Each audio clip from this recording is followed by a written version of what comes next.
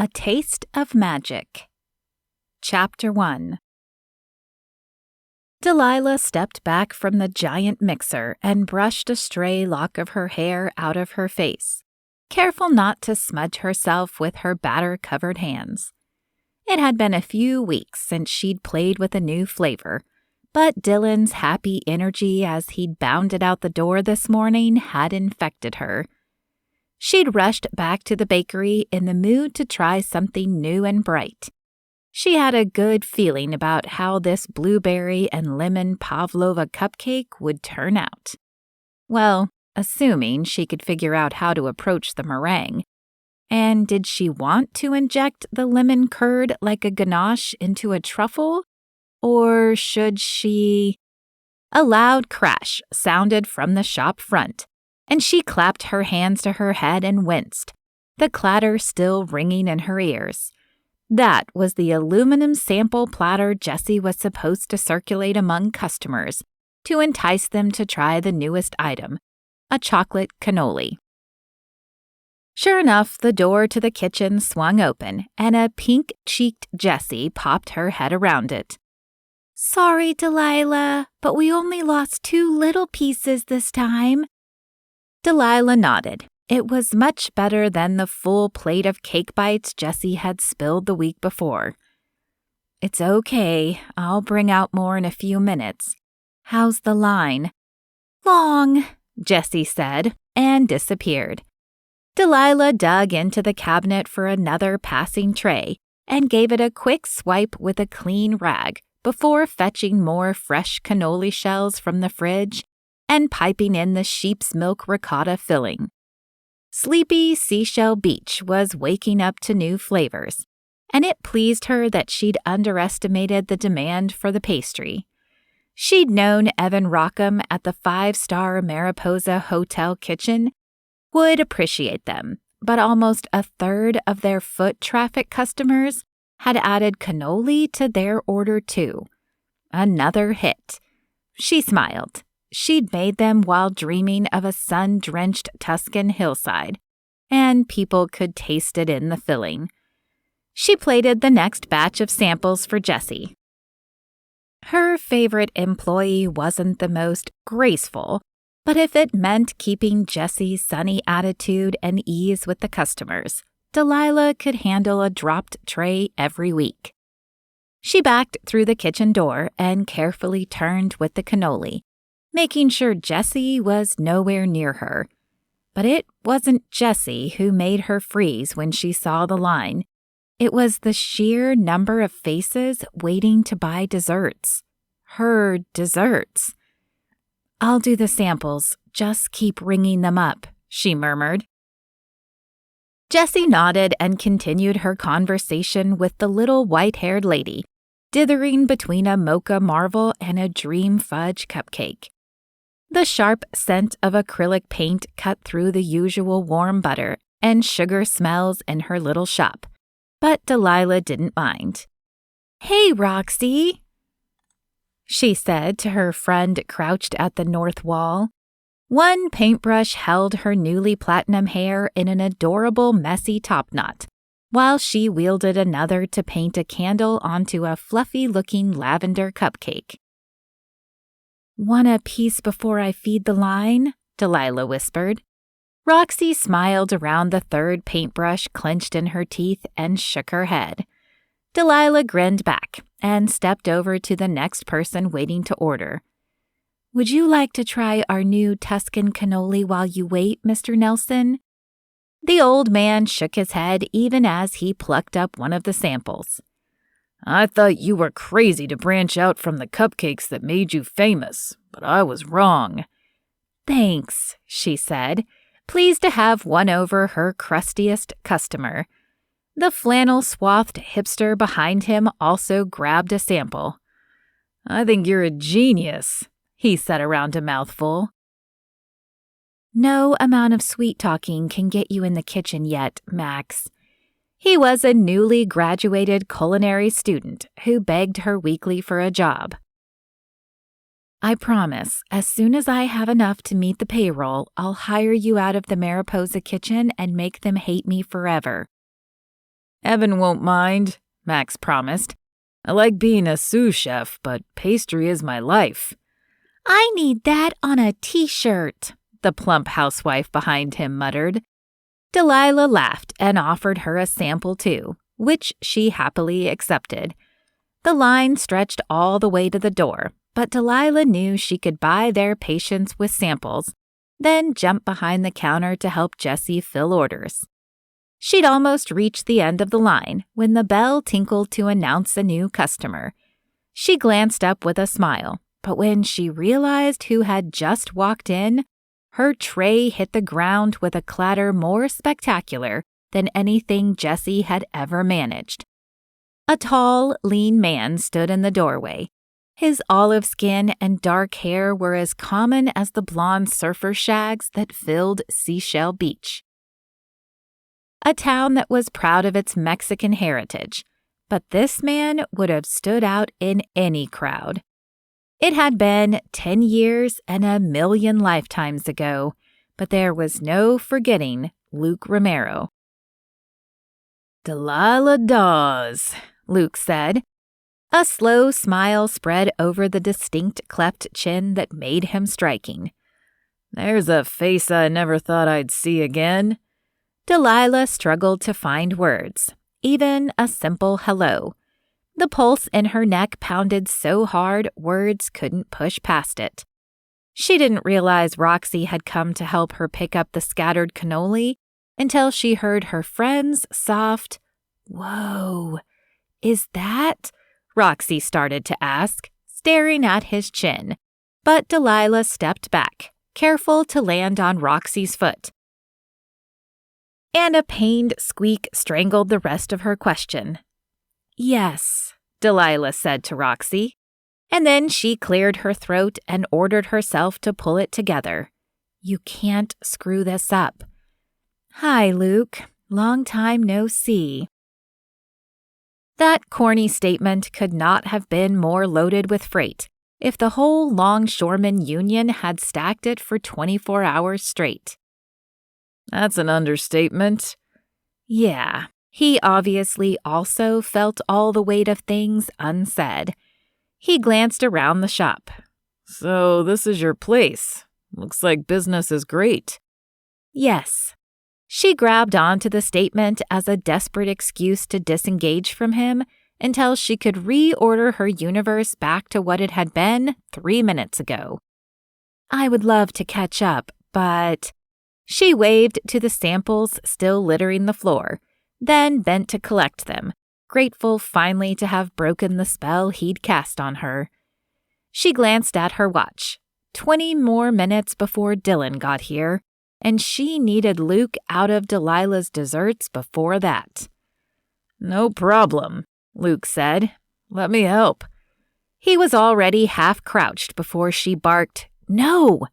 Startled, he froze, and she pasted on a smile.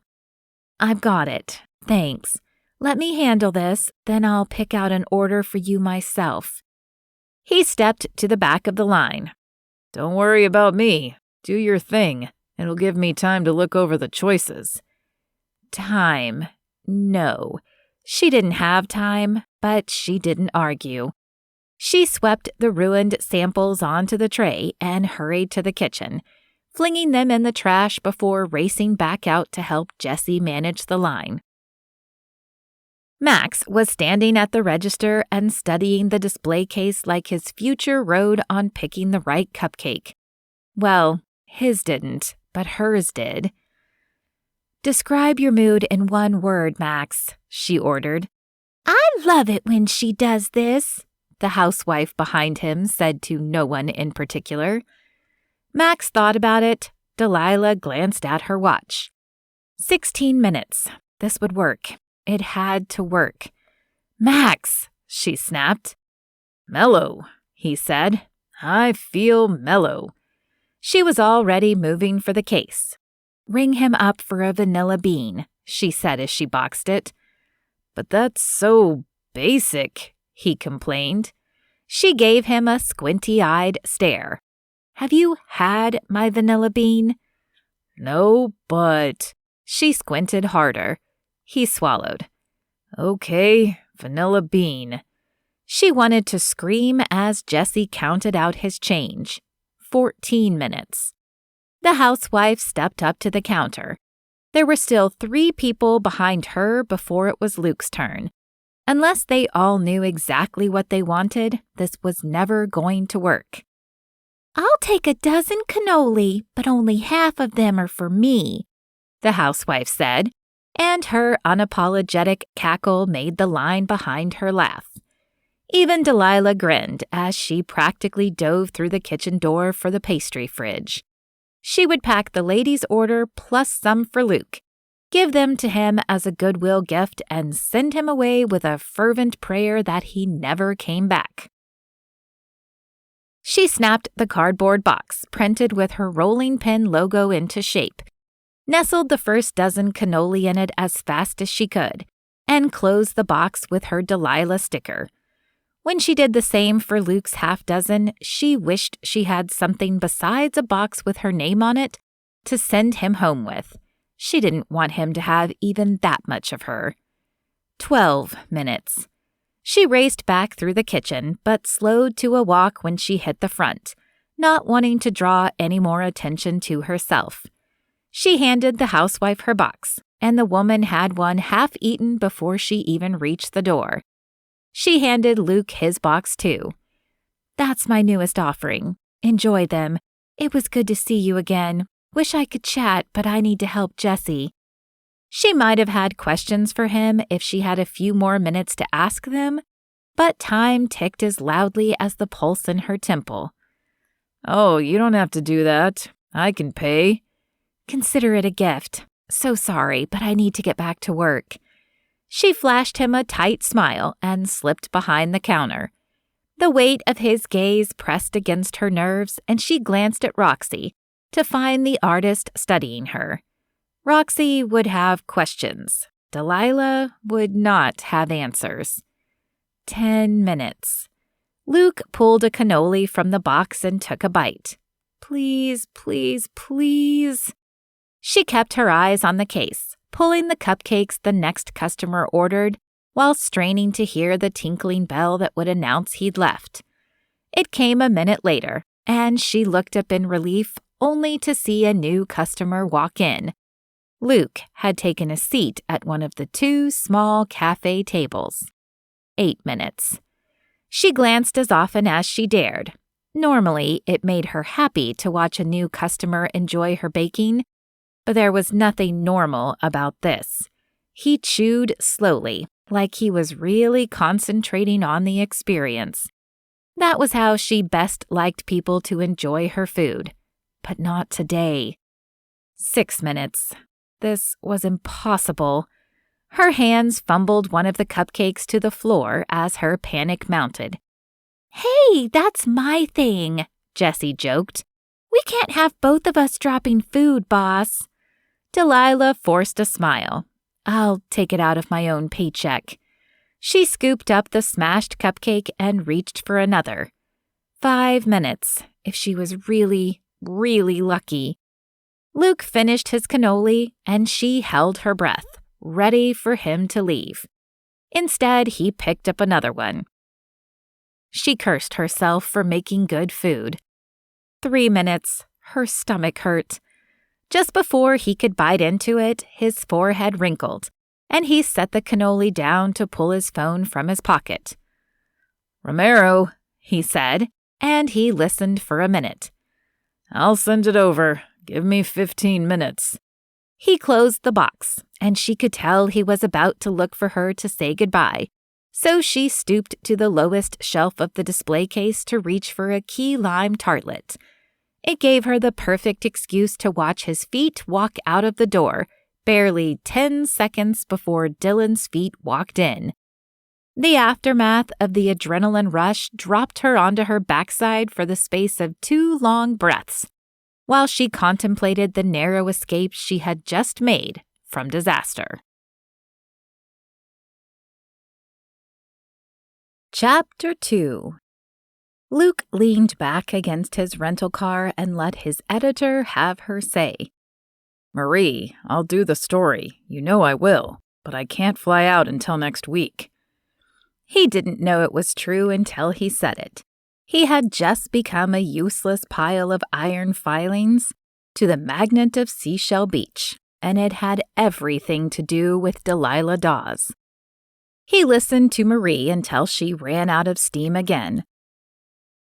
"If you find another freelancer to do a month in Nepal on 3 days' notice, book them. Otherwise, I'll take the assignment a week from today." Marie's heavy sigh dampened the line. He'd won. He slid the phone into his pocket and stared down Tangerine Street toward Delilah's storefront, a lemony splash against the blue-washed coziness of the other stores, marching away from it in either direction.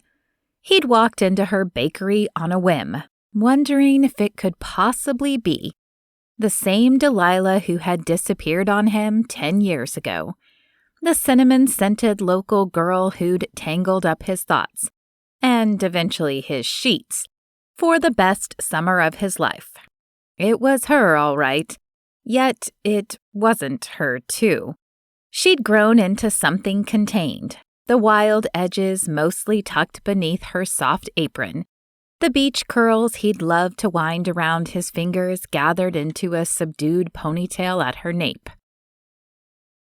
Except one of her shirt cuffs had come unrolled, and she had a streak of flour trying to paint a white streak through her dark hair and across her forehead. Those were glimpses of his untamed Delilah, hiding beneath her neatly uniformed facade. Some things would never change. Other things had. She'd grown more beautiful. She still had a trace of freckles across her nose, but at least 20 much-needed pounds had turned her angles into curves. Her hazel eyes were as sharp as ever, missing nothing behind the dark fringe of her lashes. He had no doubt she'd taken in his every detail in the second before the tray crashed to the floor. Her reaction had satisfied him the same way he'd been satisfied when he slipped off the cliffs at Acapulco instead of doing a graceful dive. His guide had laughed right until he slipped too. At least Luke hadn't been the only one whose world tilted off axis for a minute today. He took a couple of steps back toward the bakery before stopping. He had work to do, but more importantly, he'd have to let it sink in, for both of them, that he was back in town. He slid into the convertible Mustang rental he'd convinced the magazine to pay for. "How else can I evaluate the quintessential California experience of cruising the coastline with the top down without a convertible?"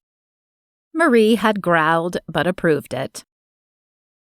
Now, as he drove toward the Mariposa Hotel and let the wind blow away the fog of his run-in with Delilah, he was glad he'd risked his editor's wrath to get the car.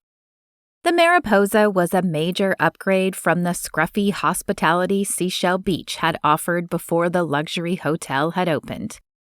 He thought he'd missed that, the ramshackle spirit of the beach town in his memories, but the Mariposa had integrated beautifully. The effect seemed to inspire healthy change in the town. He'd recognized several of the old surf shops and taco stands from his college days, but they all sported new paint, and new businesses like Delilah's Desserts had made their home in between some Seashell Beach institutions, bright beads strung on a boardwalk of resurgent stores. Delilah. His breath caught for a minute. Even beneath the bakery smells of warm yeast and butter, he'd picked up the barest touch of citrus and cinnamon. That scent had weakened his knees the first time he'd caught it across the sand where they'd first met. He'd never had a chance back then.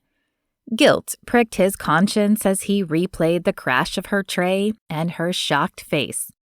Then he gripped the steering wheel tighter, the Mustang's speed climbing as he sped past the hotel toward the undeveloped reaches of the coast highway. He had nothing to feel guilty about. He wasn't the one who had disappeared with no warning all those years ago. He was too restless to sit and work in a hotel room right now. Instead, he kept pushing north. In 20 minutes, he'd be at the college he'd attended against his parents' wishes, the one he'd trekked down from every day his sophomore year.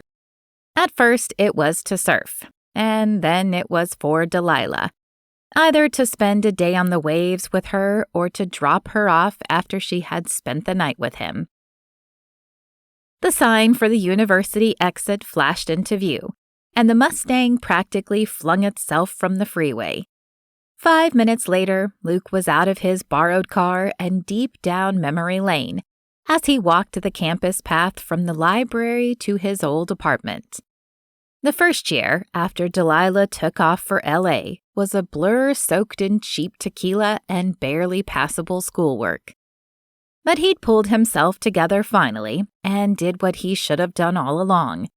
Pushed his parents out of his education completely, taken out loans, and blasted through his final semesters so he could graduate and leave his memories behind the way Delilah had left him. He sighed and took a bench on the lawn littered with napping and studying students. It must be near the end of the semester, he realized.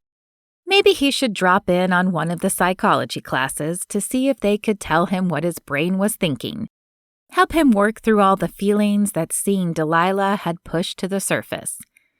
He should have braced himself for her, the only woman now, who had broken his heart. But he'd managed to convince himself that it was some other cooking-obsessed Delilah who had opened a bakery in her hometown. And now he felt like a bug that had flown full force into a windshield. Like a sandcastle that had just been walloped by a rogue wave. Like the cannoli samples scattered over the bakery floor. But also like the warmth and sweetness in the shop's air had clung to him and followed him here. Even the wind roaring past the open convertible failed to strip it off of him. He didn't understand the feeling, but he wanted to, and that meant finding Delilah again tomorrow. Chapter 3. Delilah dropped into a kitchen chair and let her head thunk to the table. Then, for good measure, she thunked it again. Then one more time after that. "What are you doing, Mom?" She squeezed her eyes tighter and held her breath. But when she exhaled and opened her eyes, her brand spanking new problem hadn't disappeared.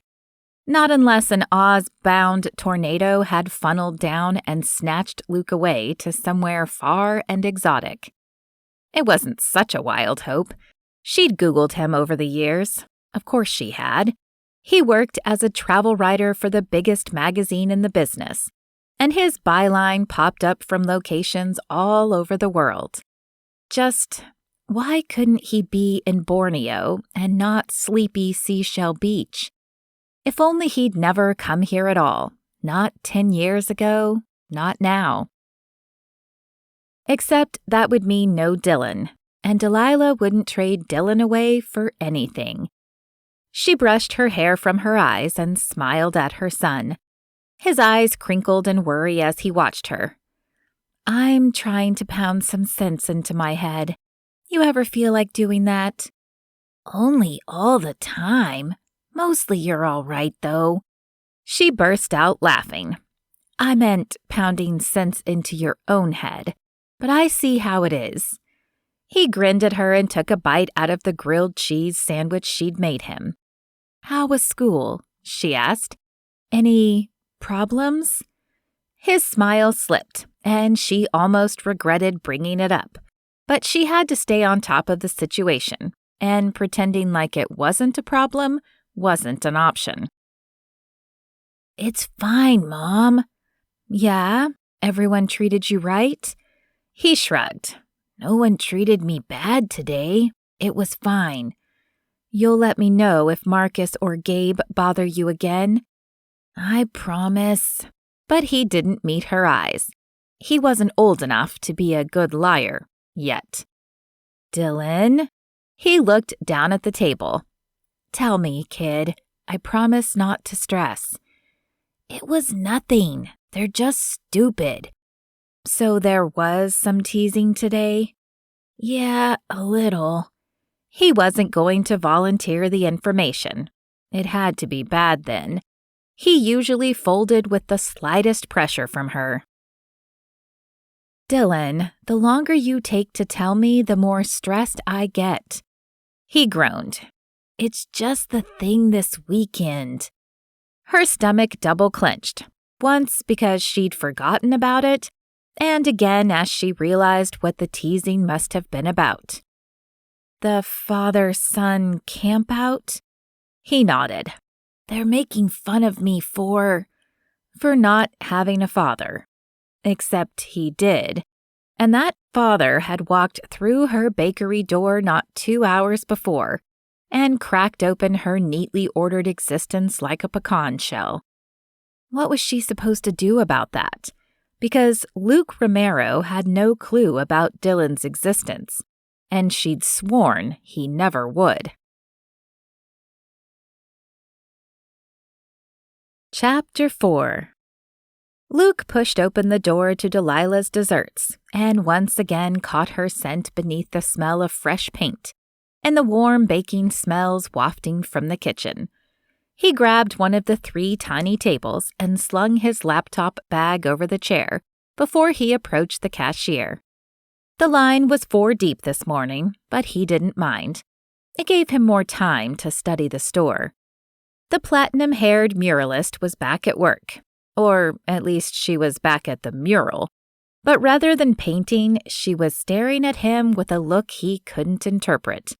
He felt like a figure model as she assessed him from head to toe. It wasn't like being checked out so much as it was being evaluated. Her lips pursed. Then she nodded and went back to her work as if he'd disappeared. Okay. Delilah's shop wasn't exactly what he would have expected from her. It was clean and contemporary, with butter yellow walls, white trim, and the occasional touch of blue, lending it a beachy feel. He'd have expected the Delilah he knew to paint the walls dark purple and hang fortune-teller beads over the door. Then again, he'd also have expected the Delilah he knew to have aged fast and gone brittle. But that was definitely not what he'd seen yesterday. Well, he'd changed in the last 10 years. Why shouldn't she? He eyed the display case. Yesterday, it had been full of comforting flavors like cannoli and cupcakes with notes of cinnamon or citrus. Or maybe that was Delilah? Today's complicated chocolate flavors marched in rows behind the glass. Dark chocolate ganache, blackberry tarts, deconstructed red velvet trifles. And was that? He squinted. What was a sesame and yuzu cupcake? After eating all over the world, he had no food fear, but that certainly wasn't a cupcake flavor he'd run into. He was definitely ordering it. A cell phone chirped ahead of him in line and he jumped. A buzzing sensation had been playing along his nerves since he walked through the bakery door, and he paused to interpret it. It was more like the way he'd felt before rappelling down the Qumran cliffs in the Judean desert than when he'd hidden from angry Bedouins in Tunisia. An impending adrenaline rush percolated beneath his skin, the slow simmer before the boil. The bell announced a new customer, and a cloud of old lady gardenia swallowed him a second later. "Tisk," said the voice behind him, and he turned to find a tiny woman swathed in a brilliant pink plumeria printed muumuu. "I hate it when it's a moody day. Ganache," she added with a grumble. "Pardon?" Luke asked. She seemed to be speaking to the room at large, but he didn't want to be rude if she meant him. She pointed to the case. "All those sophisticated flavors. She always gets unnecessarily complicated when she's in a mood." "I'm sorry," Luke repeated, feeling as if his wits had been chloroformed by her perfume. "Are you saying Delilah bakes according to her mood?" She squinted up, way up, at him. "Tourist, huh?" "No. Well, yes, but—" She waved away the rest of what he was going to say. "Whatever mood she's in, that's what you get." "Interesting. Very interesting. So what happens if she's happy?" "Apricot macarons." The tiny woman and the guy in front of her sighed in unison. "Not macaroons." She glared at him as if he'd confused the two aloud. "Macaroons are coconut drop cookies. Macarons are different. They're delicate little French sandwich cookies that—" She sighed instead of finishing her sentence. "Wow," he said. He didn't bother explaining how many freshly made macarons he'd eaten in Parisian patisseries. "That good, huh?" The tiny woman didn't answer, but just gave him a dreamy smile like she was so far inside the memory of the apricot macarons that she'd forgotten his existence. "Moods don't sound like an efficient business plan," he said under his breath. "Shouldn't Delilah keep some classics on hand?" "That's exactly why her business is blowing up. I wish she'd hire me," the guy ahead of him said. It was an apricot macaron tone of voice. It made the skin at the nape of Luke's neck prickle, but he couldn't figure out why. Man, with all the colors the painter was adding to the wall and the rich smells wafting from the kitchen, he was definitely overstimulated. Maybe he should grab his sesame and yuzu cupcake to go and eat it out by the beach so the breeze could clear his head. The kitchen door swung open and Delilah backed through it. One look at her poured into her white jeans beneath the bow of her bakery apron, and he changed his mind. He'd finish his cupcake right here. She bore a tray of samples again, but this time when she spotted him, the cake bits didn't hit the floor. She didn't look surprised to see him. She also didn't look happy to see him either. She made her way down the line, offering the tray to the waiting customers, exchanging greetings with the regulars. The woman behind him asked, "Got pumpernickel today?" Delilah stopped in front of Luke and held the tray out, her smile turning plastic. "Not today, Miss Betty. I have a feeling I'll make some tomorrow." "Ooh," said Miss Betty. Her gaze followed the direction of Delilah's strained smile to Luke's face, and he had to fight a fidget as Miss Betty's eyebrows rose like she'd received critical intelligence about him. "Cake bite," Delilah said, clearly wanting him to take his piece so she could move on. "Sure, if it's anywhere as good as the cannoli." He plucked up a piece, but before she could breeze past him, he added, "I'd like to talk to you when you get a minute." The bell announced another customer, and Delilah's expression relaxed the tiniest fraction, and she nodded toward it. "I'm almost always out of minutes. Sorry. Joys of small business ownership." "Almost always isn't always. I'll take my chances and wait for a lull." Her face frosted over again. Not the sugar kind, the ice-cold kind. "I need the table space for customers, but there's a great cafe about 2 doors down, and you can work in there. People do it all the time."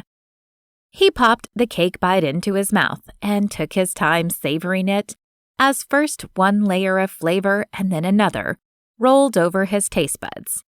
It was complicated and interesting, and he had a sudden itch to read Proust or do some speed work at the boxing gym, or maybe even do speed work while reading Proust.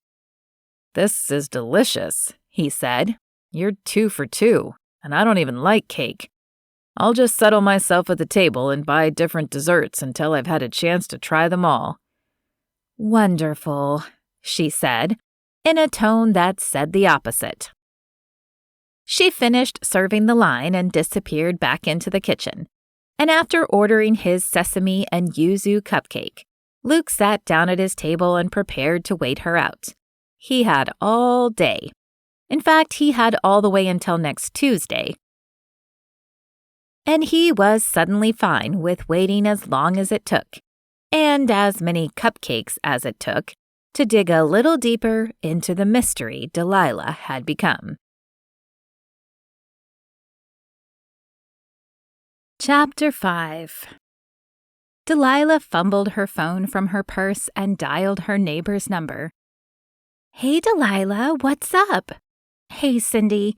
I'm so sorry to ask this, but could you pick Dylan up today when you grab Scotty? I'm slammed, and I don't want him to have to wait around for me forever if it doesn't slow down." "That's great. Means business is good, right? We'd love to have him. I'll get him." "Thank you," Delilah said, and she wondered if the intensity of her gratitude startled Cindy. But Delilah would be thankful every single day for her mellow neighbor, who didn't seem to have any judgments or criticisms of her single parenting, or any problem jumping in to help without making Delilah feel guilty for asking. She did anyway, of course. She tried not to take advantage of Cindy's kindness unless it was urgent, but this? Keeping Dylan out of Luke's sight was about as urgent as it could get, short of a severed limb or other catastrophe. For the next 2 hours, she popped out of the kitchen between bouts of whipping up dishes to serve as samples when the line got too long.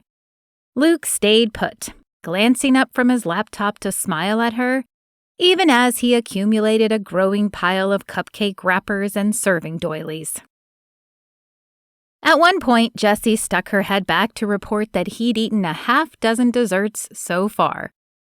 Finally, around the time of their normal lull, post-mid-morning snack, but pre-lunch, Delilah poked her head out to find that the store was indeed empty. Except for Luke, who only smiled at her again. She turned back into the kitchen. Gah! He wasn't going away, and she needed him to go away without making him suspicious. She eyed him through the small glass window in the door. He'd turned his attention back to the laptop, and as he smiled at whatever he was reading, the memory of the first time she'd seen him swept over her. He'd been smiling then, too, as he waited for her reaction, the girl he'd catcalled on the beach to impress his friends. She knew their type. Every last one of them. Frat boys from the university who blew off classes to surf and pick up the local girls. But the local girls weren't easily impressed with the out-of-town flavors, and she was harder to impress than most. 19 years old, and she'd been jaded for a long time already. Normally, she'd ignored the stupid frat boys, but he'd been specific and creative in his compliment. So she whirled and stopped, her hand on her hip, resting above the above the part of her figure he'd just crassly admired. "What now?" she asked. He was still smiling. "What do you mean?" "I mean, you shared your feelings about my butt. You have my attention. Congratulations. Now what?" A couple of his dumb frat boy friends did that low, ooh sound, like she'd one-upped him, but she was barely getting started. His smile had slipped a little. "I was paying you a compliment." "And? I heard it. What am I supposed to do? Say thanks for making me the center of the attention I don't want?" "Maybe you shouldn't be walking around in that little bikini then," one of his buddies piped in. But at that, Luke's smile had disappeared completely. "Dude, she's wearing a swimsuit at a beach. Shut up." But Delilah wasn't interested in letting him off the hook. She'd escaped her house in the aftermath of another fight with her stepfather, and the last thing she felt like dealing with was more males trying to clutter up her mental quiet. She took a step toward the ringleader, and he actually flinched. "No. I really want you to tell me. What did you think would happen when you yelled your thoughts about my body to the whole beach? That I would come over and throw myself at your feet? You don't even know me. You want to impress a girl, have a conversation with her so she can at least figure out you like her for her mind and not because she's..." She broke off and scowled at him. What was it? Bootylicious? She spat another booty-related name at him, flipped off his friends, and headed down the beach toward the sandy bike rental shack she worked at in the mornings. Luke had appeared in the shop 15 minutes later to sheepishly introduce himself, apologize, ask her name, hand her a fresh bunch of daisies, and ask about her favorite book. That was all it had taken. That bashful grin, that sincere apology, and the realization that he was super hot when she wasn't mad at him, and the wildest summer of her life had begun. When the first of his friends had gone off to put on ties and work the summer internships their parents lined up for them, he'd blown off his parents and stayed behind, plundering his trust fund to pay the rent on the apartment they had all to themselves. She should have been smarter. She'd always been a smart girl, regardless of her stepfather's accusations.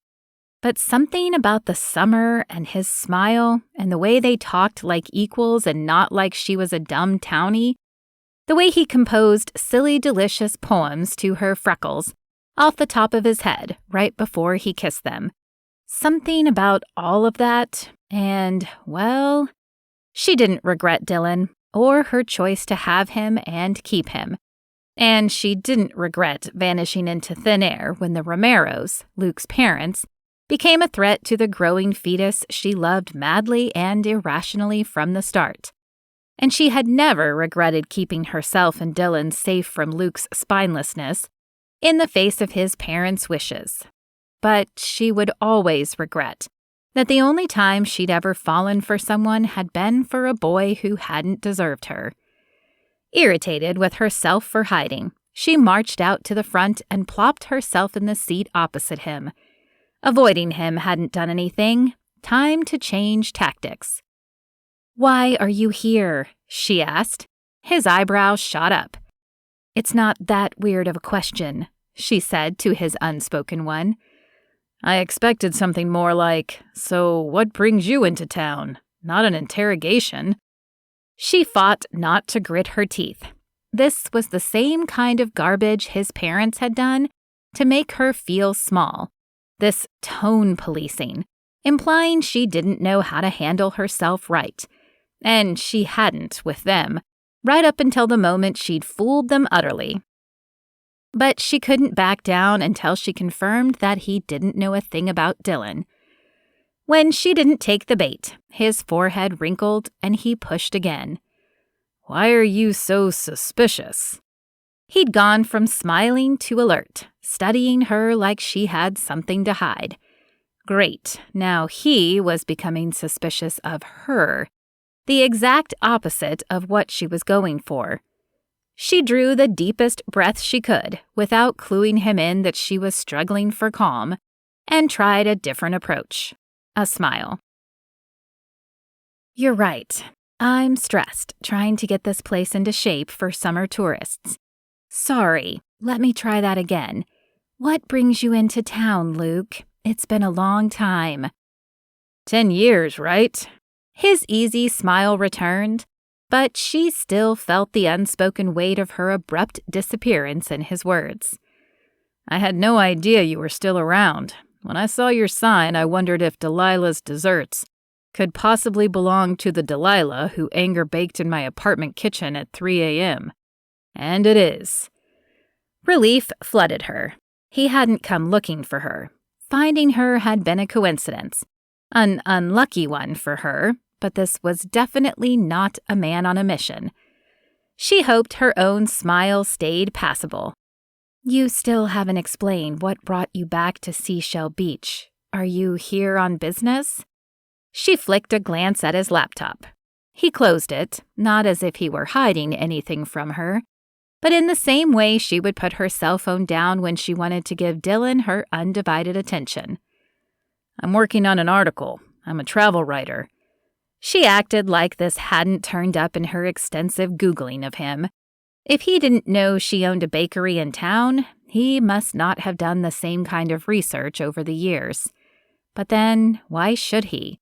She was the girl who had ghosted on him without a word at the end of a memorable summer. He had no idea she had his kid. No, not his kid. Absolutely not his kid. Her kid. Always. Travel writing sounds interesting. I wouldn't have guessed that for you.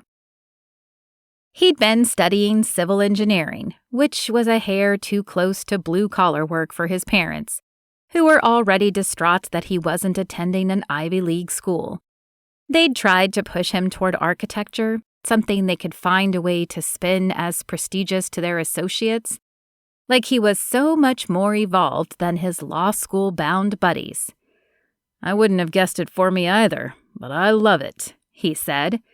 She knew that. It came through in his articles. She'd just been banking on those articles keeping him off in places like Fiji or Madagascar. That's great. It sounded lame, but all she really wanted to do was shout, "Get out of the whole town! Leave!" So she figured her subdued reply was a victory. I shouldn't be too surprised that you're doing something with food, but... He trailed off, studying the shop. This is perfect, but so different from where I thought you'd end up. Let me guess. You figured I'd end up in some cutting-edge San Francisco restaurant, doing elaborate pastries and sporting 100% more tattoos. She got the first peek of the lopsided grin that had won her over in the bike rental shop. Thankfully, she was way past falling for a charming act now. Children had a way of setting your priorities straight. Something like that, he admitted, but it's great to see you thriving here. So glad you approve. She felt a twinge of guilt over her sarcasm. He'd been sincere. Instead of bristling, his smile grew. You've still got bite. She wouldn't be drawn into banter with him. She only shrugged. So tell me more about the shop, he said. How long has it been open? But she didn't want to catch up on their missing years. She wanted to start the countdown to the next 10 years of not seeing him. Sorry, it was great to see you, but I've got to check on some cupcakes. I hope your article turns out well. At least it won't take long with such a small town. She gave him a wave, but his next words stopped her cold. This'll take a while. Seashell Beach is even better than I remembered it. I'm going to pitch this as a story on undiscovered Pacific jewels. I'll have to do some digging to do it justice. Her heart slammed once against her ribs at the word digging, and she turned toward him as casually as she could. That sounds interesting. How long does something like that take? It takes as long as it takes. Every place is different. How come you can't hire that Pierced kid? She blinked at him, confused by the sudden change in subject. What? I've heard him say 2 days in a row that he'd die to work here. I'm guessing it's not the first 2 times he's mentioned it. Why can't you hire him? I'm a small business. I have more work than I can do, but not enough to pay for more help. She clamped her mouth shut. Why was she telling him about her finances? Speaking of which, I need to get back to... I want to make your bakery the centerpiece of my story. He'd flummoxed her again. She'd never used that word, but she couldn't think of another one to describe the exact feeling that his non-sequiturs provoked. She tried to pick through her confusion. Are you switching to food writing? Food writing tends to be intertwined with travel writing. It's very much part of a place. Same as architecture and geography. That's why I like travel writing. I get to explore all of that. Okay, but I've been open 2 years. I'm not exactly an institution. Write about woodies. If you want to talk about the DNA of Seashell Beach, that place is it. I'll cover woodies too. The thing is, there's been a lot of change here, but it's working better in Seashell Beach than it is in a lot of other coastal towns. Most places, the new competes with the old. And there's a weird tension, visually and otherwise. But not here. It all works, and I think Delilah's desserts is a metaphor for that. If you give me full access, I promise you that the second this hits the internet, you'll see your business double from people looking for the next undiscovered hotspot. You'll be overrun by hipsters, but they'll bring their money, and you can hire that kid to help you count it all. She didn't want to be persuaded, but she'd reached the limits of what she could do without a major jump in traffic or a major capital infusion. She refused to go any further into debt to expand, but it also killed her that she could see her trajectory stretching in a flat line indefinitely. "What kind of access do you need?" She almost thought she glimpsed relief in his eyes, but he looked and sounded exactly the same when he answered, "I'd need to sit in here for a full day tomorrow to observe you in the store, but mostly the vibe of the people who come in and out, how everything integrates." No way. She couldn't have him here, in her face, all day long. As if he could sense the rejection coming, he shored up his argument. "I wouldn't press anyone for interviews, just the ones who are totally open to it. And I'd only talk to you during the slow times. I don't think it'll take more than a day. I'd do it today, but I've got an architectural walkthrough scheduled at the Mariposa, and some crazy local legends to chase down." "The wishing well," she guessed. "The wishing well. Oh, and something about a fortune cookie cafe. Anyway, I need to go check into that, but I promise you, if you'll let me work out of here tomorrow, I'll stay out of your hair, but you'll get a massive bump in business when the story runs." She wanted to say no. Every self-protective instinct she had wanted him gone. But then she had two warring mother instincts. One to protect her cub by getting Luke out of Seashell Beach as fast as possible, and one to seize an opportunity that would allow her to provide for Dylan better, so that they didn't have to skip some of the activities his friends enjoyed without a thought. Luke was offering her possible long-term financial stability if she could work out how to keep Dylan out of his way in the short term. It wouldn't be that hard. Well, logistically, it wouldn't. But it would take her swallowing her pride, and that never went down easily. But if she asked for Cindy's help, she'd get it, no questions asked. She had to do this. "Sure, a story about the bakery would be great. And yes, you can set up in here if that helps you write it faster." She hoped she sounded casual about it. That's how she should have been playing things all along, instead of sharp edges and spiky suspicion. It was more proof she lost her common sense whenever Luke was concerned.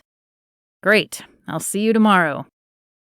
She gave him a friendly wave and scowled as soon as she turned her back to him, fleeing for the safety of the kitchen. She rummaged for her rye flour. Oh, if ever there was a pumpernickel day, tomorrow was it. She'd set those loaves to rising and bake all her anger out and right into the bread. There was a reason she almost never made it. She almost never got this mad. Chapter 6. Luke stared at the arches of the Mariposa as Deanne, the manager, gave him a tour. He still loved architecture, which was why it figured prominently in his articles. Funny, but in a way, Delilah was the reason he'd never pursued it as a career. He'd almost switched his major from civil engineering, even though it meant doing what his parents wanted, something he avoided. But then that disastrous weekend happened when they'd met her and done such a thorough job of humiliating her that she'd disappeared. After that, his only driving interest had been doing the exact opposite of anything they wanted. Deanne led him down a path toward a distant hedge of hibiscus flowers. "I assume you've heard about our wishing well?" she asked. "I have. Tell me more about it." "The developer of the Mariposa spotted it when he was visiting his ancestral village in Mexico. The town was deserted, but the state officials gave him permission to bring the well here, on the condition that he'll return it if they ever request it. It's over 300 years old." He ran his hand along the time-worn stones. "Are the rumors true?" "That it grants wishes? Yes and no," she said. a small smile playing around her mouth. You can wish for whatever you want, but it grants your heart's desires even if you don't know what it is. Do you believe that? He was curious about the secret smile he'd glimpsed.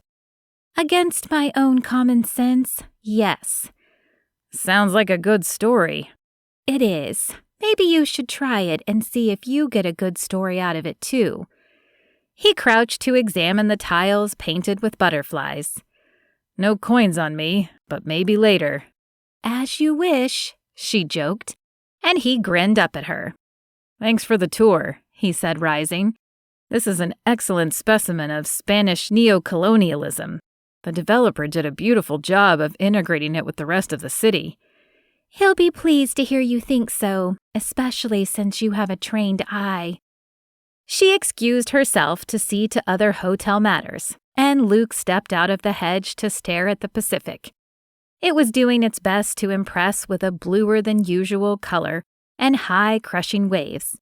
He hadn't planned to surf because he hadn't planned to be here long enough to fit it into his schedule. But now he almost itched with the need to get out on the water. Seashell Beach was stirring up all kinds of interesting longings, he realized, as he watched more waves roll in. He'd thought about Delilah a lot over the years, wondered why she'd left him so suddenly. They'd been young, too young to talk about forever, but old enough to fall in love. It had hurt when she'd taken off, but he'd talked himself into blaming it on their age. He'd been barely 21 and only 2 years older than her. No one knew what they wanted at that age. At least, not what they wanted from life. He'd been very sure he wanted Delilah in every way possible. She'd seemed as into him as he was to her, but obviously he'd missed some clues along the way. And he'd thought he was okay with that, eventually letting the unreturned voicemails and text messages trail off, letting the sting of her vanished social media accounts fade, lapsing into occasionally wondering what she was up to now and then. But talking to her today, seeing her try to rush him out of her store, and remembering the feel of her lips beneath his, watching her unconsciously wrap her arms around her middle in an act of self-preservation as she talked about the bakery, and remembering the way her waist had felt beneath his hands, it stirred everything up. The past, the hopes he'd had for their future. She wasn't indifferent to him, whatever her words said. And to his shock, he wasn't indifferent to her. She wasn't a pleasant memory, a faded summer fling. She was vital, full of new layers on top of the complicated ones she'd had even at 19, and he wanted to explore them the way he used to be able to, when he'd seen her core, parts of her heart and mind he knew she'd never let anyone else see. When he'd pitched the story on coastal towns, it was with the intention of coming to Seashell Beach. He'd thought it was nostalgia for the last time he remembered his life being purely uncomplicated and happy. The place where the rest of the world had disappeared. But it wasn't Seashell Beach that had done that, it was Delilah. And even though she obviously didn't want to be doing it again, she was. He was very, very okay with that. In fact, it sent a prickle of anticipation up his spine, an electricity he couldn't remember feeling in 10 years, of course. He had to figure out a way to get past her defenses, to see if this could become reciprocal. He wanted that. He couldn't believe how much. A twinge of guilt over smooth-talking his way into her bakery tomorrow came and went quickly. If anything, he'd underplayed the effect his article would have on her business. Besides, he wasn't the one who had hurt her, so why was she giving him the straight arm? She'd hurt him, and although he wanted to know the reasons why, he'd already forgiven her the second she dropped her cannoli everywhere. She wasn't over him, not by a long shot. He worked for the rest of the night, reading through old digital archives of Seashell Beach to steep himself in the history. But it was hard to focus when all he wanted to do was plot how to chip away at Delilah's armor. By the time he woke up and returned from a sunrise beach run, he had a plan. Or at least a philosophy. He couldn't come on as strong personally as he had professionally. He'd stay relaxed, tease her gently, work in reminders of the summer of Delilah and Luke, coax her out of hiding, but he'd have to do it without getting in her way. It would be tricky, but the same itchy feeling he'd had while watching the waves yesterday came back. He just wanted to dive in. He was at the bakery early, an hour before it opened to customers. Luckily, Delilah was sliding something into the display case when he knocked on the glass door. He read her surprise across the store. "I didn't expect you so early," she said when she unlocked the door. Puffs of flour clouded her shirt, and a streak of dark chocolate ran along her jaw. It killed him. "I was hoping to see behind-the-scenes stuff before you had too many distractions." That makes sense, I guess. But her shoulders had a stiff set to them. "Can I watch you work in the kitchen? I might have questions, but if I ask at a bad time, shake your head and I'll drop it." Okay. Use that table in the corner and meet me in the back." She turned, not waiting to see if he followed. He heaped his things on a chair and sped after her. She was punching a brown blob like it had done her wrong. He stayed out of reach. "Is that kneading?" "It's punching." "Ask a stupid question." He tried again. "Why?" "Because it's done rising, so I have to punch it down and shape it." "It smells different in here today. What are you baking?" She nodded down at the dough she was still giving hell. "Pumpernickel bread. You're smelling the yeast and rye flour instead of the usual sugar and white flour." He said nothing more, not wanting to annoy her enough to kick him out. After a couple of minutes, she stopped punching and sighed. It makes me nervous for you to sit there like that. Maybe it's better if you ask questions." "I'm good at that. Why don't you explain what you're doing?" So she did, walking him through the process of mixing the dough, letting it rise, then shaping it into loaves. It wasn't even 6 o'clock, and he was already tired just listening to the process. "What time do you come in to get this all started?" 5 o'clock, usually. I time everything so I have a full case and at least one piping hot breakfast pastry ready to go when I unlock the door for customers. "How can you get all this done by yourself?" She shrugged. "I only make about a half dozen things a day. That helps." She nodded at the huge commercial mixer. "I do things in large batches because it takes the same amount of time as a small batch, so it's more efficient that way. There's a lot of prep work I can do ahead." "Like what? Freezing dough?" "That's good for some cookies, bad for cakes. It depends. But yes, make ahead dough I can pop in the oven, big batches of frosting. Thursday is frosting day. I make as much as I think I'll need for a whole week." "Is it hard to keep up with everything?" She paused to wipe her chin against her shirt, transferring a chocolate smear before she went back to shaping more loaves. "Yes, sometimes. I've hired employees to handle the non-baking stuff like customer service and keeping the pantry organized. It all helps." "But you'd like an assistant baker?" "Someday, maybe if you write a good enough article." She gave him the first sincere smile he'd seen from her. It was small, but it was there. "I will," he said. "You're doing the hard part. I only have to explain it. I bow to your awesomeness in keeping this whole place going." She shrugged again, like she didn't care that he was impressed. She probably didn't. 19-year-old Delilah hadn't cared about other people's opinions of her. He dug that this was another thing about her that hadn't changed. "It's hard, but I don't mind because I love it and no one is my boss." "That fits," he said. "What do you mean?" "It's hard to imagine you ever working for someone else. You always like doing things your own way." He realized he'd misstepped when her expression darkened. I mean that as a compliment. It's why I picked my job, too. I can mostly do what I want without interference.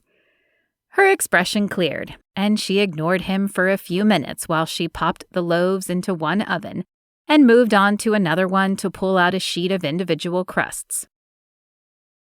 What are those going to be, and how do you decide what to make? Black currant tartlets. Black currant, pumpernickel, which isn't even a dessert. He fell quiet for a minute, realizing she hadn't answered the second part of his question. I hate to admit, but even though this is my 3rd day in a row in here, I don't see a pattern to your menu. I bake what I feel like baking. No mystery. But bread? At a place called Delilah's Desserts? She slammed the oven door shut. Pumpernickel is slightly sweet. They'll get a hot slice with melting butter and they'll like it. Or else what? Or else they don't come back. Isn't that a bigger problem for you than them? She smiled again. They always come back. He propped himself on the empty counter behind him and fought a smile so she wouldn't think he was laughing at her. I'm getting more local color than I even hoped for. She didn't answer, just readjusted the sunny ball cap she wore instead of a hairnet and set to spooning something creamy into the cooling shells. A few minutes passed when she seemed so absorbed in her task that he wondered if she remembered he was still there. He cleared his throat, and she jumped. Yeah, she'd forgotten. He needed to work on that. So why Seashell Beach? You said it yourself. It's a hidden gem. She didn't look at him as she answered. You seemed pretty happy to leave it behind before. He hadn't said it with any heat, but her hands froze, and then resumed scooping. It was time to come back. You like it that much, huh? She gestured vaguely toward the Pacific. What's not to like? He changed the subject to something safer, asking questions about different equipment. She didn't ask him any questions about himself, but he didn't let it deter him, interjecting little bits about himself if he could do it without wedging it in by force. He hadn't seen her shoulders tense in at least 20 minutes. That was progress. When her morning worker showed up, he melted into the background completely, watching the dynamic as she gave the girl firm but kind instructions. A few minutes before opening, he went out to set up his laptop and smiled when he saw the short line already waiting for Delilah to unlock the door. At the front of the line was the Miss Betty from the day before. As soon as the lock clicked, she pushed past Delilah, who anticipated this, and jumped out of the way. Miss Betty's long nose quivered, and a look he would bet was as close as she got to bliss crossed her face. It was a slight lifting of her wrinkles before they drooped downward again. She marched to the cash register and barked, "Well?" as if she'd asked the poor girl a question. Delilah brushed past her and murmured something low, and Miss Betty's wrinkles deepened in irritation. "I'm not being mean," she said loudly. Delilah shook her head. "I mean it. Be nice to Jessie or no pumpernickel bread for you." Miss Betty scowled. "You don't have any in the case. Did you make it out of air this time?" Delilah disappeared into the back and returned with a dark brown loaf clasped between her oven-mitted hands, steam rising from the crust. She set it on the counter and sliced off a piece before slathering it with butter. Wow, he would definitely need a piece of that. Jessie handed the slice on a plastic plate to Miss Betty, who demanded, "What are you giving me a slice for?" "Because you asked for pumpernickel?" Luke admired the way she held on to her patience. "I want a whole loaf." "We don't sell it by the loaf," Jessie said, obviously bracing for how this information would be received. "Of course you do," Miss Betty said. "We really don't," Delilah said, unruffled. "I make a lot more selling it by the slice." "And how many slices do you get from a loaf?" 12. "For $2 a slice?" "Plus butter, yes." "So I'll take my $24 loaf, and I'll pay $25 if we can stop this asinine debate." Luke's jaw dropped, but Delilah only smiled and disappeared into the kitchen, to return with a loaf-sized paper bag. Jessie rang her up and greeted the next customer. Luke couldn't help it. He edged past Jessie into the kitchen, leaving her to answer the next customer as to whether he was the health inspector and was he shutting down Delilah's desserts. Oops. Delilah didn't tense when he walked in again. That was a good sign. "Hey, sorry, but someone just paid $24 for a loaf of bread?" "Yeah." "That happens a lot?" "Only on pumpernickel days." "Other breads don't sell as well?" "I don't make other breads." "Why only pumpernickel?" "Why anything? Why macarons or cannoli? I like them. I like pumpernickel." "Got it." He went out and got in line. He needed some of this bread. So did everyone ahead of him. When Jessie handed him his slice, he tucked $1 in the tip jar and eyed the dark brown piece, butter running down the sides. "What's so special about the pumpernickel?" "Try it," she said with a grin. He took it to his table and followed orders. After his first bite, he had to set the plate down and take a moment to breathe through his sudden quasi-religious experience. Holy smokes, had she laced it with crack? It was rich and nutty and sweet, and the butter must have come from sugar-fed angel cows. But the flavor was also... he couldn't quite explain it. There was something... He took another bite. There was a tang beneath all of it, a taste he couldn't quite place. Almost like pepper, but not, and it only made the sweetness sing. He didn't eat much pumpernickel, but this wasn't like any he'd had before. What was it? He opened up a Google search. Rye flour and whole rye berries, milk, cornmeal, yeast, cocoa, brown sugar, molasses. He could see how the ingredients qualified it for a dessert bakery.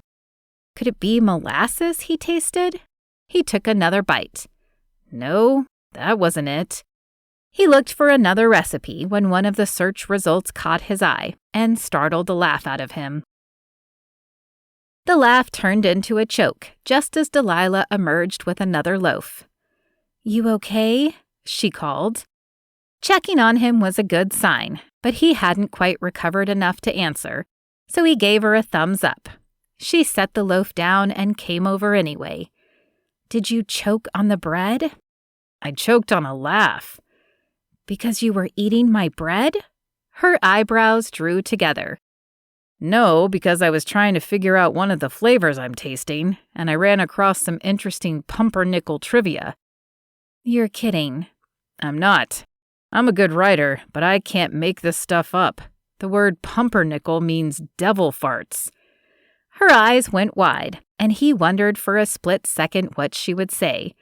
The old Delilah would have found this hilarious.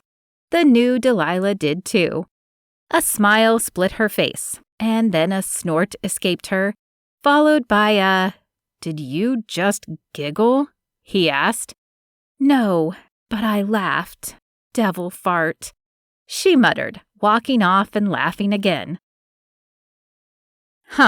He would never have guessed it would take devil farts to gain some ground with her, but he had no doubt he'd chiseled one more bit of her armor away. The bell tinkled at least every 2 minutes as more customers streamed in. Around 9, the platinum-haired painter showed up and smiled at the line, then smiled wider when she saw him. Word got out it was Pumpernickel Day. The bell rang immediately. He nodded at his third slice. "I understand." She winked at him and settled herself in front of the mural. A half hour later, Delilah carried out another loaf from the kitchen and announced, "Last loaf," which was met with immediate protests. 1 slice per customer. It was still gone by 10. After that, the line finally dwindled, and Jessie set about wiping down the tables and sweeping up crumbs.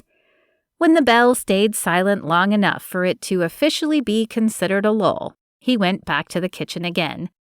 Delilah was rolling out more dough, her arms coated to her elbows with flour, and a tendril of hair hanging in her eye, which earned her another streak of flour across her forehead when she brushed it away.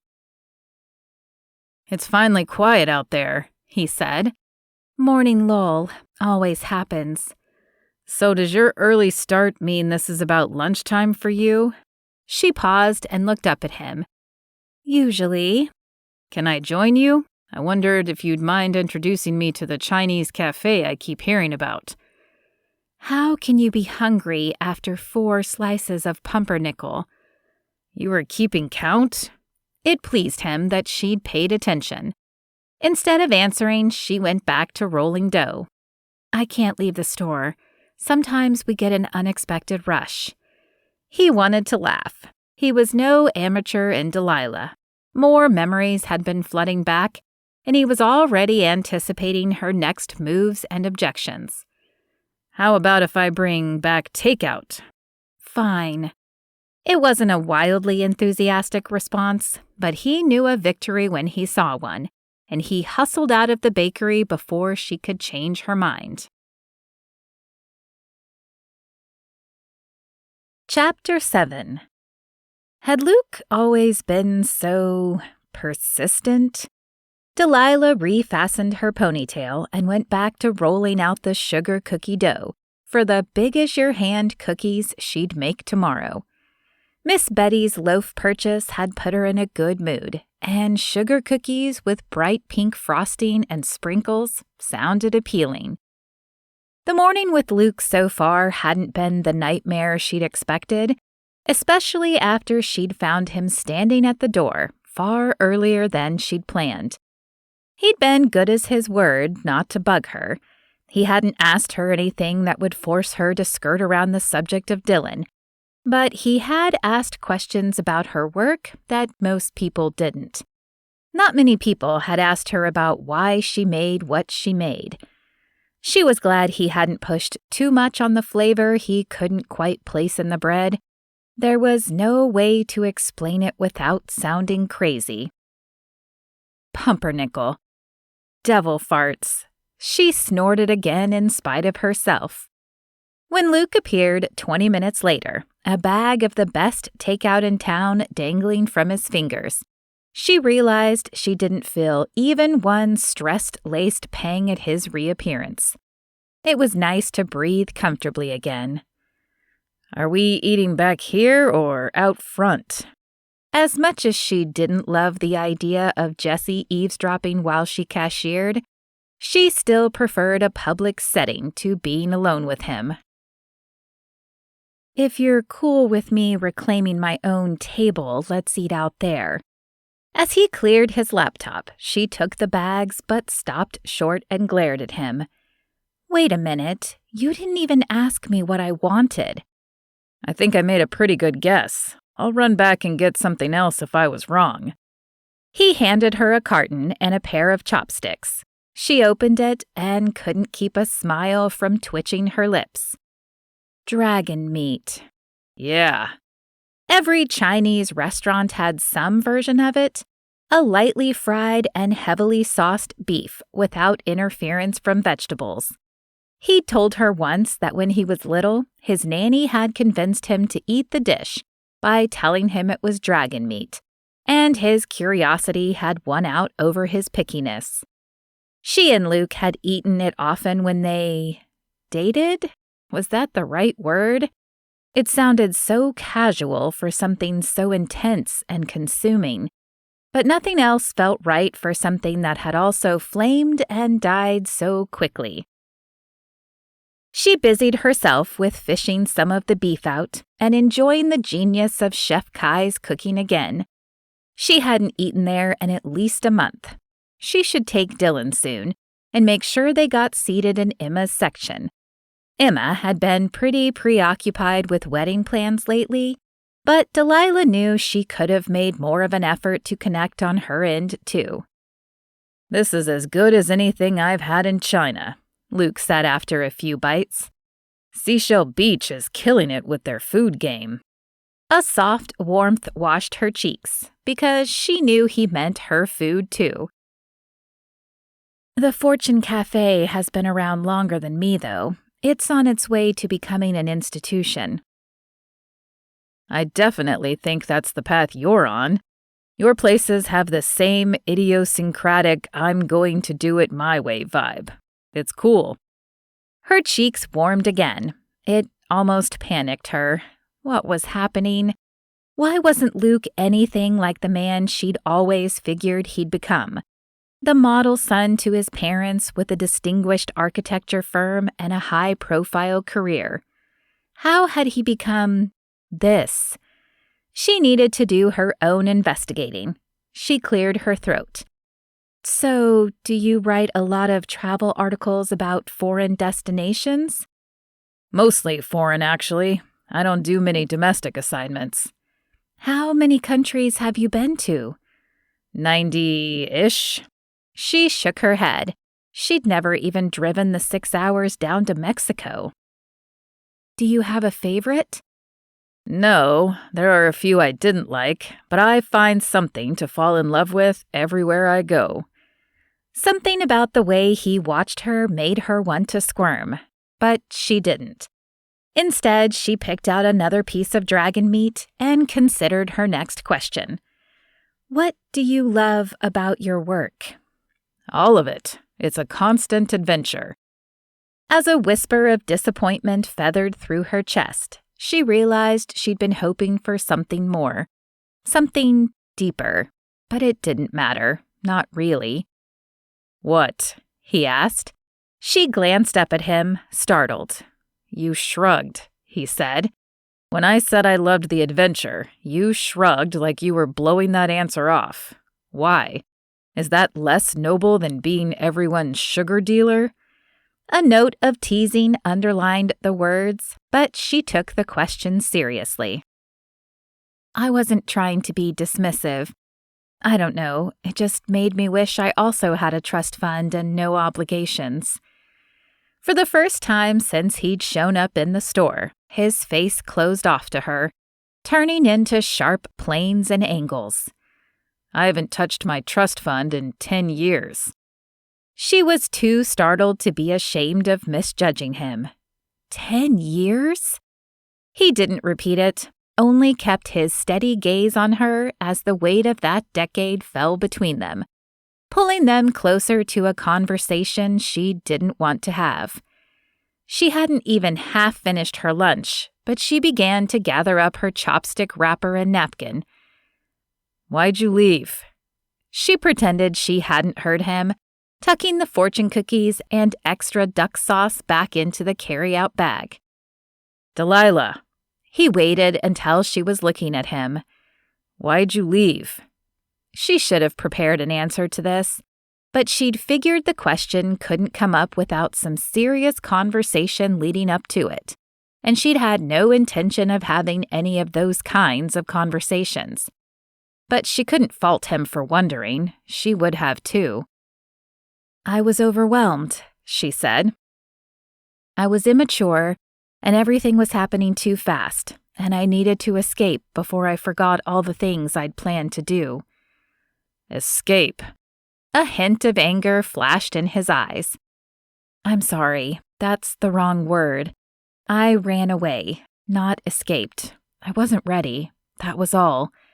It was a massive understatement, or maybe a half-truth. The full truth was that she hadn't been ready for the insulting offer his mother had made her when she'd figured out Delilah was pregnant before she'd even told Luke. She hadn't been ready for the venom and the threats. She hadn't been ready for the conversation she'd overheard between Luke and his father, while she'd agonized over whether to tell Luke about the way his mother had treated her. But that overheard conversation had sent her running for the first bus out of town and down to L.A. with her growing stowaway safely out of the Romero's reach. He didn't look satisfied with the answer, but she was done answering questions. As if he sensed she was about to ghost on him again, if only to the kitchen, he smiled and leaned back into the chair. I guess I get that. You were young and we were Intense. That was an understatement. Lava was intense. Thunderstorms were intense. They were fusion, lightning, magic, all the way until she realized it was an illusion and she was his pastime. But she repeated the word to calm the waters. Intense. Yes, 19 does that to you. He nodded. Just to go back a point or two, I never touched my trust fund after you left. I got a job, paid for my last 3 semesters of school, and my only income is what I earned with my writing. I think it's the reason I'm happy. I'm impressed, she admitted. What about you? Are you happy? He asked. Yes, she was, in most ways that counted, anyway. He reached for a fortune cookie that had escaped the bag, tapping it against the table. So I hear the fortunes here come true. Does that make you nervous? No, I'm not sure I believe it. It's only for your first cookie from there, and I've already had mine. It didn't come true, so you can probably eat that pretty safely. What was your fortune? Something about a soulmate. The usual. I don't even remember. She remembered every word, but she didn't feel like admitting to her disappointment that her sentimental wish for it to come true hadn't panned out. What is it about this place? He mused, turning the cookie over and over. Wishing wells where things come true, fortunes people believe. Is it part of a particularly clever tourism campaign? Was it like this before and I don't remember? No, there's always been some of that in the air here. We just spent more time up at your apartment than we did in Seashell Beach. You probably didn't notice, that's all. I was pretty distracted in those days. He caught her eye again, and this time it was harder for her to look away. But she made herself. I should, she said, starting to stand up. But he stopped her with a question. So, what's your gimmick? Excuse me? Can people see something about their future if they eat your pumpernickel bread? Or maybe your baking casts a spell on people? He laughed. I would totally believe that, actually. He was closer than he knew, but she'd never explained the truth to anyone, and she didn't plan to start with Luke. Still, the compliment kept her sitting a little longer. No gimmick unless you count good food. That's the best gimmick. Then guilty as charged. They smiled at each other, and she wondered why this time it didn't make her want to dive for the safety of her kitchen. He cleared his throat. Would you be willing to play tour guide for me for one afternoon? I always learn more from the natives, whether it's Oman or Paris, or Seashell Beach. Sorry, I can't, she said, almost before he finished. Wow, he said with a laugh. You're not even going to try to let me down easy, huh? I didn't mean that to be rude. I'm always jammed up with work and stuff. Jessie, he called. When does business die down for the day? 3-ish. It's pretty quiet after that.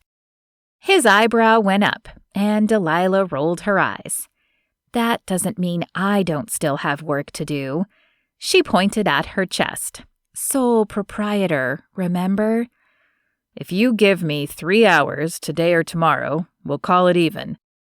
For what? Buying lunch? I'll pay you back.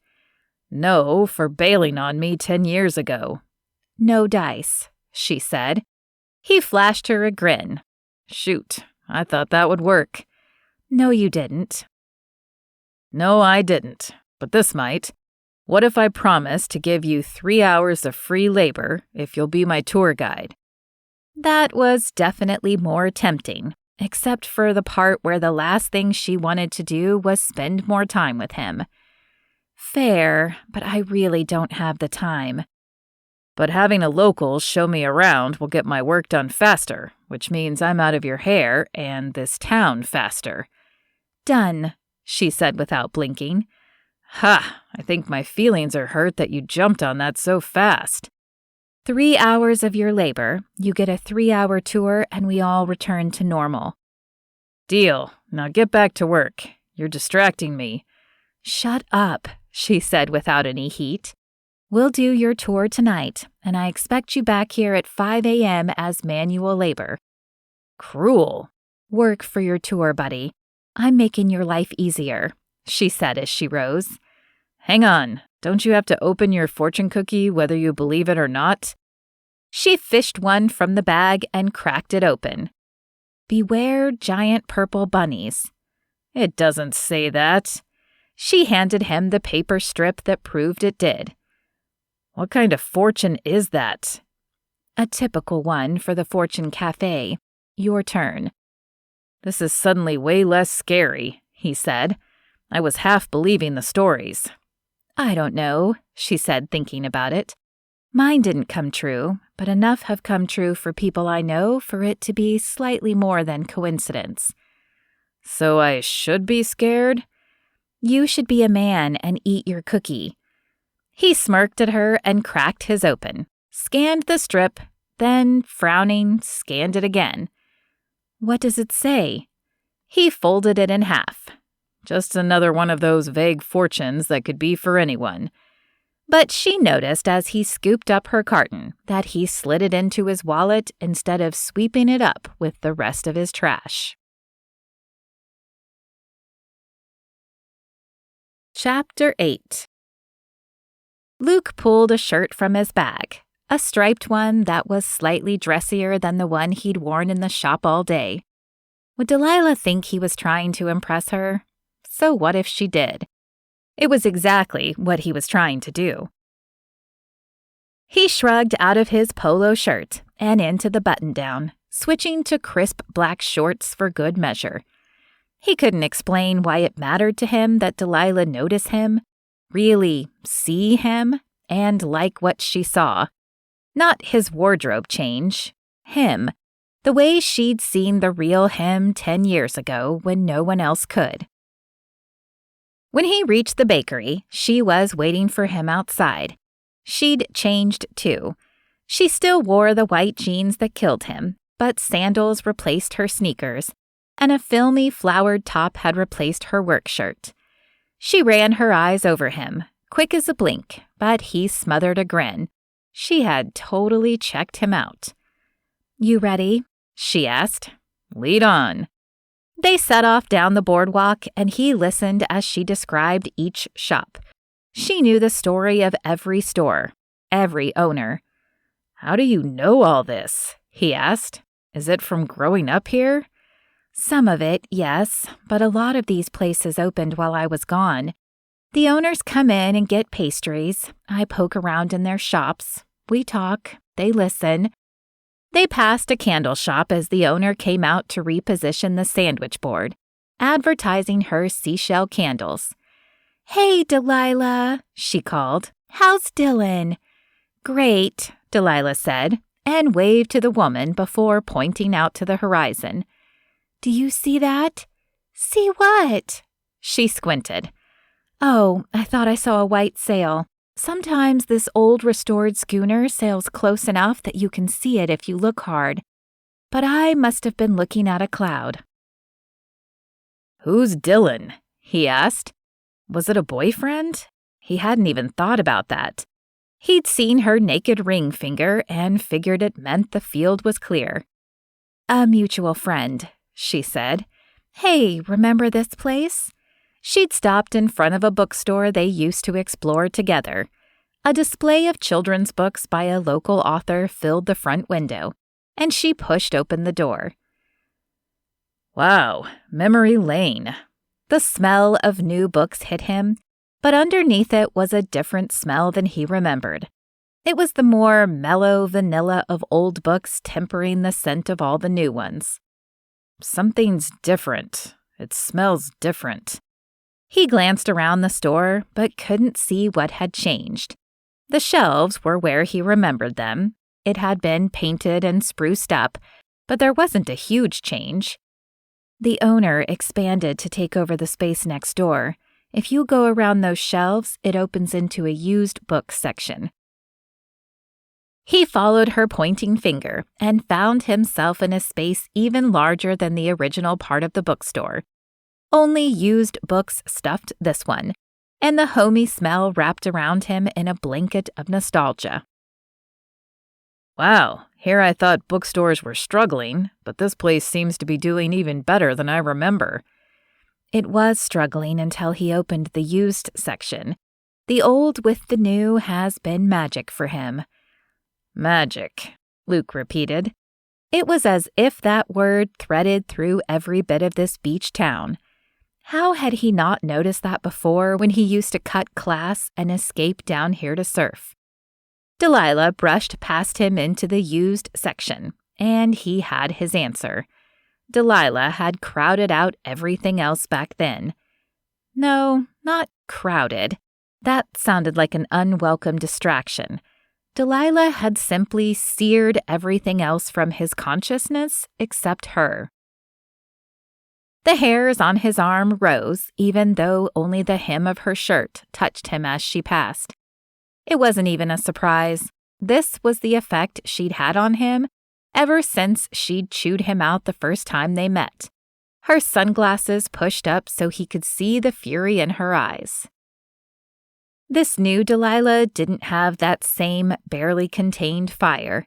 Shadows had crept in, walls had gone up. Yet the heat she sent prickling along his skin was exactly the same. This is like a mini Powell's, he said, shaking off her spell. A what? It's an iconic bookstore in Oregon. Same kind of thing, where they sell both old and new books, and they're busy from morning until night. I did a story on them once for a Portland piece. The place is 50,000 square feet, I think. I thought you said you didn't do many domestic stories. I did when I was first starting out to prove I could handle bigger assignments. He didn't mention that he'd included the iconic bookstore because wandering its stacks had reminded him of all the nights he'd spent curled up with Delilah, reading to each other from their favorite books. That summer they'd fallen in love with a Lebanese mystic and poet, his verses seeming to paint the story of their own wild love. It had been that, he realized. Love. He'd thought so then, but talked himself out of it when Delilah disappeared. He'd blamed his fevered mind on the sultry summer and her wicked smile. True things didn't end that way, he knew, so it must not have been true. That was the story he'd told himself, but standing here with Delilah now, he knew his rationalization had been the lie. Maybe those days had been impulsive and untamed, but they'd been real. Those feelings had been real. Delilah must know it too, or she wouldn't be so guarded. She wouldn't have dropped a tray of food and hidden the first chance she got. She'd have greeted him as breezily as she did Miss Betty. But her instinct had been to run. You ran from things that might hurt you. And while he never had, and never would, she obviously thought he could. Whoa. This was heavy, but the kind of heavy that gave him hope at the same time. He scanned the neatly lettered category signs until he found poetry. He wondered if there was a copy of that old poet's book, and what Delilah would say if he found it. They'd spent hours reading those poems, making them up, sometimes writing notes to each other when they saw each other in the lines.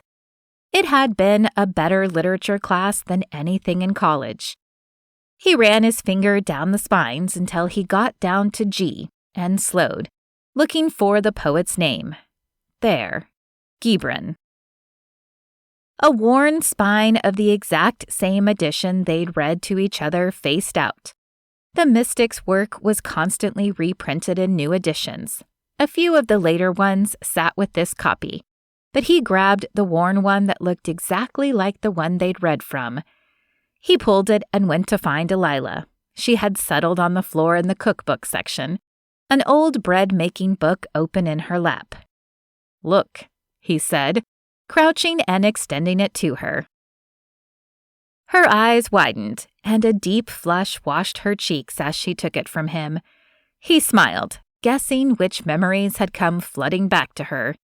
He bet they included tangled sheets, too. She opened it to the title page, running her fingers over the sketch of the poet, then leafed through a few pages before she stared up at him in total shock. "You kept this?" "It was on the shelf. The same edition as ours and everything." "Luke." Her voice was nearly a whisper. "This is our book." She turned to a page in the middle and handed it back to him, her finger pointing to a line in the poem. "I love you when you bow in your mosque, kneel in your temple, pray in your church." Next to that, she'd scrawled, "You are my church." Pain washed over him, but it carried something else in its current. Need. The need he'd felt for her then, the need he had for her now, the need to see the Delilah he had known in this pulled-together woman who was showing the first cracks that let her old self through. And even something besides need. It was wonder. He had stood in the shadow of the Taj Mahal, a monument built by an Indian prince to his love, and hadn't felt the same sense of awe that finding their copy of this book, at this moment, detonated inside him. "How is this possible?" he asked, turning the pages, watching as their handwriting intertwined in the margins of their favorite poems. She shook her head, mute. He rose and started out of the used section. "Where are you going?" she called. He paused for a moment. "I'm never letting this book out of my sight again." Or you either, he thought, his hand closing tightly around the spine as he strode to the register. This sleepy little beach town was getting beneath his skin more than anywhere else he'd been in the world. But it was showing him a truth he'd known in his bones, the answer to why he didn't stay in relationships, why he moved restlessly from one country to the next, never anchored to a person or place. Delilah had also gotten under his skin all those years ago, and she'd stayed there and been a part of him ever since. Delilah was quiet when they hit the sidewalk again. They passed a Salvadoran pupuseria and a souvenir shop without saying a word. She didn't even seem to notice them. They reached the next cross street, the one where her shop was located. They'd traveled only 2 blocks, but a full decade back in time. Instead of continuing down the boardwalk, she crossed to the ocean side of the street, slipped her sandals off, and set off across the sand toward the rock jetty. He wondered what she was thinking, but he suspected he'd get more out of her if he let her work through whatever it was than if he pushed her to talk. The tide was low, but rising as she climbed the rocks. He stood at the base and looked up at her, not sure if he should give her space or join her. After a minute, she glanced down at him and patted the rock beside her, so he climbed up and took the spot. She didn't say anything as he settled down beside her, just kept her eyes on the ocean, her legs folded lotus-style as if she were meditating. Finally, she spoke. "Tell me who you are now." "What do you mean?" "I mean, are you the same Luke you've always been? Are you different?" He hedged, not sure what she was looking for. "Which one's better?" "The one that's truer," she said. "Fair enough. I'm mostly the same, I think, but some important things have changed." "Tell me all of them." He gave a low laugh. "Strip my psyche naked and lay it out for you? Is that what you're asking me to do?" She stared at him without blinking. "Yes." He scrubbed his fingers through his hair. "Women usually buy me dinner first before they ask me all my secrets." She returned her gaze to the waves, and he immediately missed the warmth of it. "I'll tell you," he said, surprising himself. He had the reputation of being laid back, but it was armor as true as hers, a shield that kept people from trying to see below his surface. They took him at face value. But Delilah knew from the old days, from the pages in the book sitting in its plastic bag between them, that he was more than he let on. He cleared his throat. I live only on my salary. I'm done with my parents' money. I picked travel writing because it took me far away from them and paid my way to see the world. I thought I'd figure out what I really wanted to be when I grew up while I explored it. Did you figure it out? Yes and no. I see what I want to do. I haven't figured out how to do it. You're being vague. Yeah, he admitted. But would you like to sit here and spill all your insides out all over the place for me right now? She granted him a small smile. I guess not. So you've traveled the world, you know what you want to do, and that's not being a travel writer? I don't want to give that up. It's become too much of who I am. Finding new places and the lens to understand them with, trying to translate it through words that will inspire people to pick up and explore places that make them grow too. I don't know. It would be hard to stop. So you definitely plan to be out there, she waved, the graceful sweep of her arm encompassing the whole horizon. More than you'll be here? Here as in Seashell Beach? No, here as in wherever home is. New York, he said. And yes, I'm on the road more than I'm not, but I have the best office views in the world. And this time it was his turn to sweep the horizon. Are you happy? I'm content. She didn't say anything for a long time, and they listened as the waves crashed below. Silently, she turned to him and touched a scar near his temple. It was so faint he never noticed it anymore. I remember this. You got it here. That was scary. They'd been down at the base of the jetty after a hot afternoon of surfing, about to scramble up as the tide rolled out to check the tide pools for starfish. He'd slipped on a boulder and cut his forehead. It hadn't even needed stitches, but head wounds, even small ones, bled copiously, and from Delilah's reaction, she'd thought his end was near. I think it scared you way more than it scared me, he said, cupping his hand over hers. She didn't pull away. You took good care of me, though. You always did. You're different now, she said. Her thumb feathered along his cheekbone, and despite the fine ocean mist, her touch burned. You might be the only person who thinks so. But it was somehow right that she was the only person who could see that. She was the only one who'd seen beneath the surface back then, too. I'm sorry, he almost whispered. It's this place. It's this book. It's you. He drew her palm down to press a kiss in it. Her skin smelled like vanilla, and he kissed it again, unable to resist a small taste to see if she was vanilla too. She sucked in a sharp breath, and he lifted his head to apologize. But instead of pulling her hand away, she turned it to trail her fingers across his lips. Lightning shot straight through him, and he fought a groan. No one had ever been able to affect him like this. No one but her. She drew back and stood. The tide's coming in. Better climb down or we're stuck until it ebbs. He didn't want to climb down. He didn't want to leave their perch above the water until she answered the question he suddenly ached to know. How she could have walked out on this connection when he'd traveled the whole world and never found anything like it since. But he stayed quiet and followed her back to the sand. The beach crowd had thinned to almost nothing, a few people dotting blankets, maybe waiting for the sunset. Delilah led him back to the business side of the street and resumed her tour of the stores and their owners until the shops began to dwindle.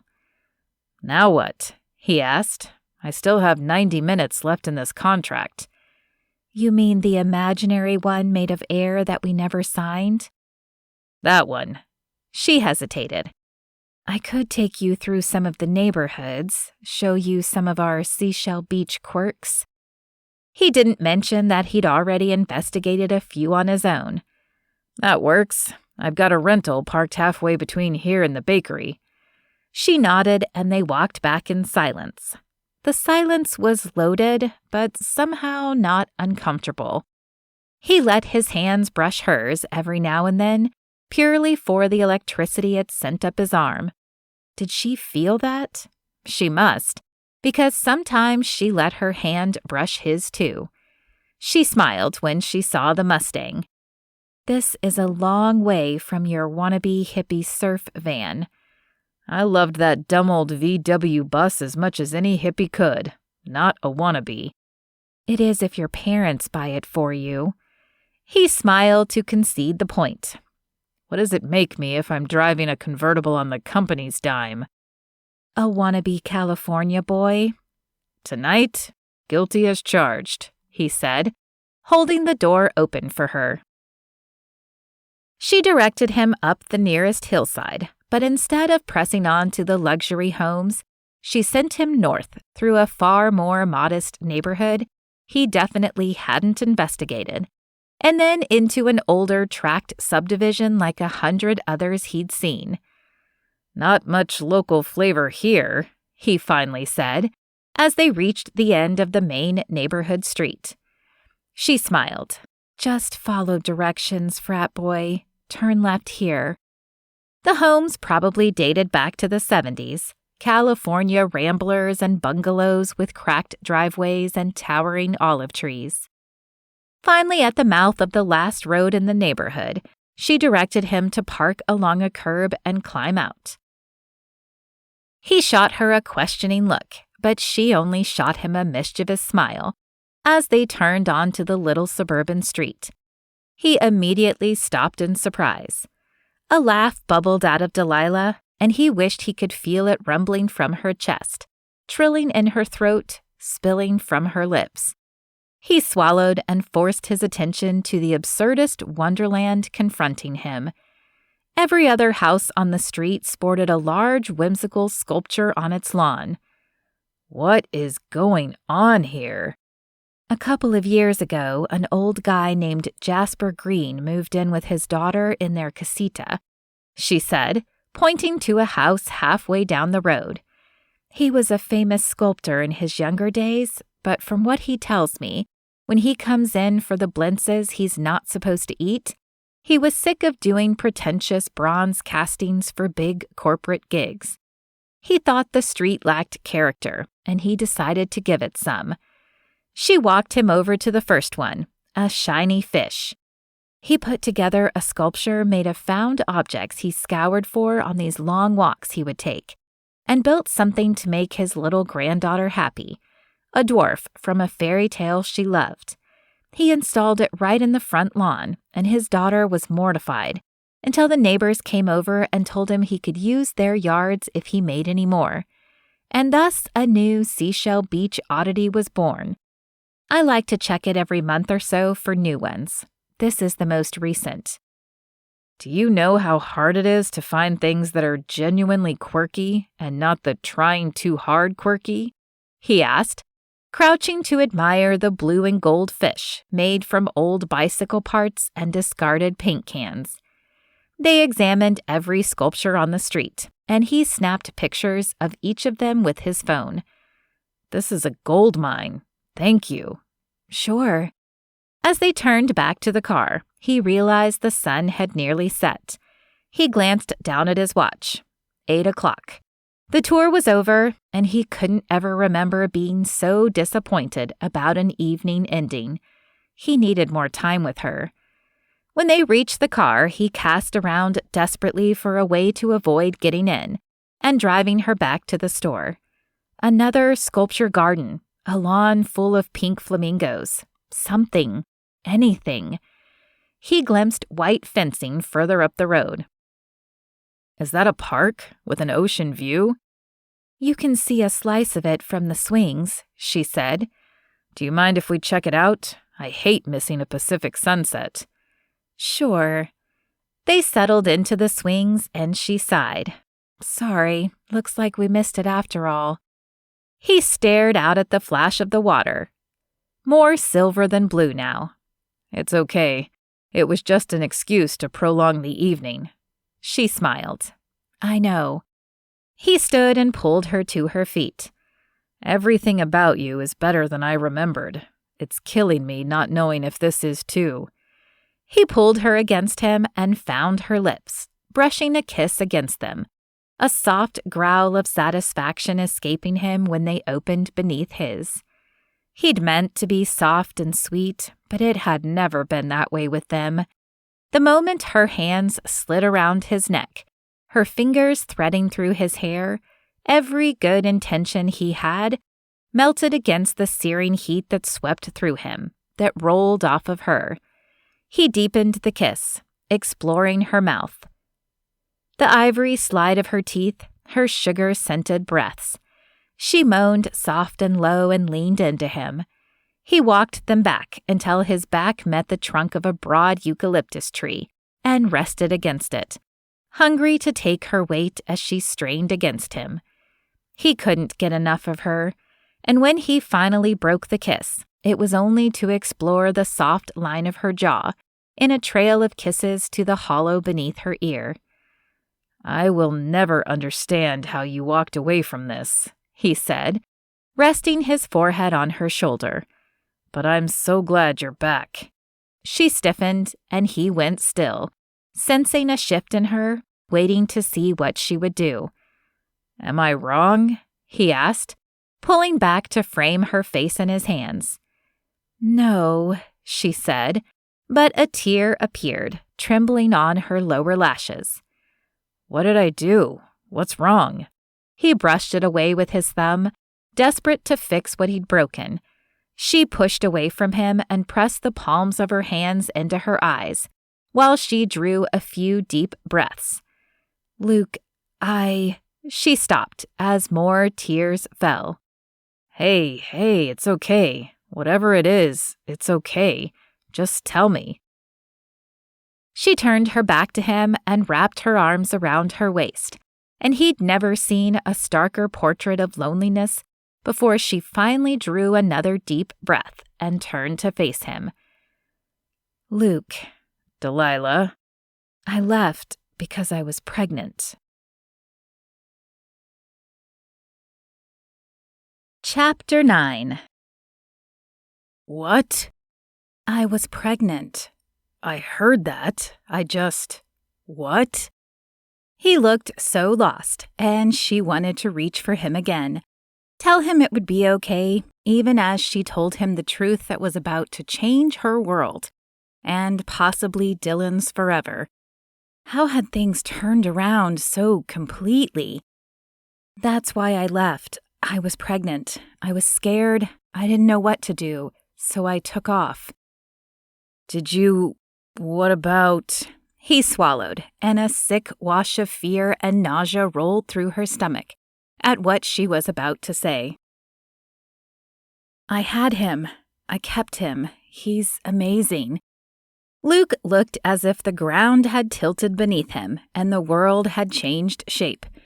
He reached out a hand like he wanted something to hold on to, then lowered it to his side. He tried and failed to say something again, and then he sat on the ground and dropped his head into his hands. She didn't try to rush in or explain. She remembered how huge it had felt when Dylan became real to her, even though he was nothing but a grainy, peanut-shaped blob on an ultrasound printout. Her world had changed shape that day, too. She had no way of imagining how it would feel to have someone tell her that she had a 9-year-old she'd never known about. But she didn't regret telling him. The moment that old volume of poetry had fallen open and she had recognized the spiky slash of his handwriting, she knew the thread that had connected them then had stretched all the way forward to now, and that he deserved to know, no matter what happened between them. Luke drew a shuddering breath and found his words. "Is he happy?" "Yes." It wasn't the question she had expected. Maybe she thought he would ask if Dylan was healthy, that he'd demand to see him, but not this most important question. "Does he know that I don't know about him?" "Yes." Luke rose to his feet, slid his hands into his pockets, and walked until the fence stopped him, then vaulted over it and headed down the sidewalk. She stayed behind him, not sure what to do. At the car, she half expected him to jump in and drive off, but he braced his hands on the side and leaned over. His head bowed like he'd run a long race and used up his energy. She stopped several feet away and waited, not sure for what. Why? This time it was a snarl, and she stepped back. I told you I was scared. He whirled on her. I don't believe that. Not for a second. Did you think I was going to be angry? Blame you? I was there, Delilah. I remember how that baby happened. She took a step back, startled by the force of his anger. Tendrils of it reached out to her like the fog gathering around them as the last light faded. I wouldn't have blamed you, and I think you know that. So tell me what it really is, because I never gave you a single reason to be scared of me. You're scaring me right now, she said quietly, but he flinched. I'm not going to hurt you, he said after a minute. It never crossed my mind, but I do feel like I'm going to explode. I don't know what to do right now. I better take you back. No, Jasper's daughter can drop me off. It's okay. She could see that it didn't sit well with him to drive off and leave her, so she pointed up the sculpture street. Why don't you watch me walk up and knock? I'll wave if she's fine with giving me a ride. He heaved a frustrated sigh. Maybe that's best right now, but Delilah? He said, and a note of warning laced his voice. I have a lot of questions, and I deserve real answers, and I'm going to want to meet him. The thought made her sick. She had to find a way to explain all of this to her son, and she had no idea how she would do it. But she nodded. I need to give him some time to get used to it. I don't know what I'm going to tell him, and I don't know how soon he'll be ready. It's been almost 10 years for me already. I don't want to wait. She lifted her chin. You deserve to meet him, but it won't happen until he wants it to, and nothing is going to change that. If you try to go around me, there will be hell to pay. I wouldn't do that, he spat. I never realized you had such a low opinion of me all these years. She snorted. I guess we're even then, because your low opinion of me back then was a shock too. Confusion clouded his face. What are you talking about? Never mind, she said, rubbing her hands down her face. I'm exhausted. We both have a lot to think about. Don't come to the bakery in the morning, but if you don't mind stopping by tomorrow afternoon and leaving your contact info, that would be good. She skirted around him to the corner and walked up to Jasper's house. His daughter, Anita, answered, happy but confused to see her. When she explained what she needed, Anita snatched her keys from a hook near the door, and Delilah glanced down to the corner. Luke stood there waiting, and when she waved, he nodded and disappeared. She settled in for the short drive to her house, her mind half on Anita and half on how she was supposed to break this to Dylan. The sitter had already gotten him down to sleep when she got home, so she paid the girl and crawled into her own bed, where her thoughts chased themselves so quickly and with so little logic that the mental tornado carried her down into a fitful sleep. Luke wasn't waiting for her at the store in the gray dawn light, but she found his business card tucked into the doorframe, with his familiar scrawl on the back. I'll be waiting. She knew it wasn't a threat, but she shivered anyway. In the kitchen, she pulled the first batch of cookie dough from the fridge and set to work slicing off perfect circles and spacing them on the baking sheet while the oven heated. She'd made the dough yesterday when the morning had passed uneventfully, and she'd felt her first moments of ease since Luke had appeared. This dough would be good, infused with that feeling of calm she'd carried in her as she made it. But she'd meant to make more today, and she couldn't. She'd had no idea she would betray herself so thoroughly before the moon rose last night, and if she tried to make more dough in her current mood, it would taste bitter. She knew that people thought her menu choices were capricious and found them sometimes charming, but sometimes annoying if they wanted something she hadn't been in the mood to make that day. But it was those moods that gave the food she baked their flavor, and she had learned never to work against them. The food always suffered. But even her worst mood, if she baked the right food, gave her creations a texture and complexity that people couldn't quite put their fingers on. That was the flavor Luke had been trying to identify in the pumpernickel yesterday. But how could she say to him, "It's my anger. I only make pumpernickel when I'm angry because I ruin everything else I touch"? She couldn't. She'd tried once or twice to explain it to people she thought might understand. One of the sous chefs at the first LA restaurant she'd worked in, and later to another preschool mom she'd grown close to when Dylan was little. But both of them had treated her just a touch differently after that, and she'd never bothered explaining it to anyone again. She knew what she knew. Her happiest moments meant apricot macarons. Her saddest were for savory pies. And right now she felt like she couldn't make new sugar cookie dough.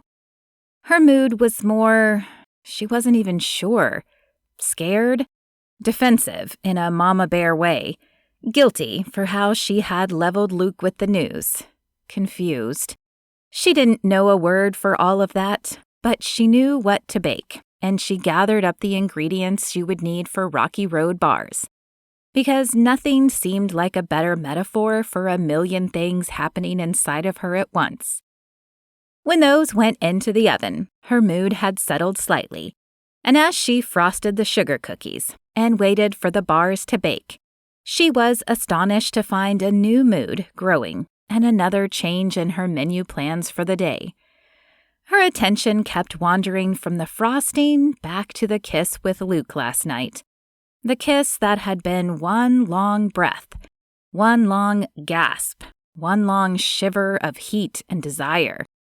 And that was how she found herself mixing up the batter for the most decadent cake in her arsenal, death by chocolate.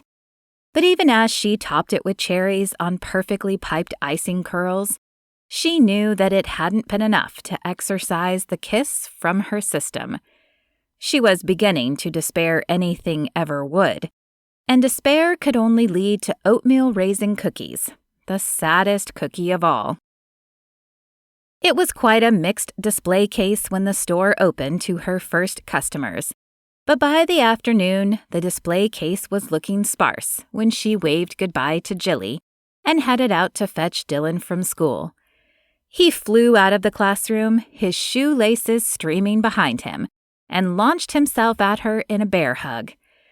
"I missed you so much last night, Mom." "I saw you this morning, silly muffin." She had to wake him at 4:45 every day and drop him off next door at Mrs. Castro's house.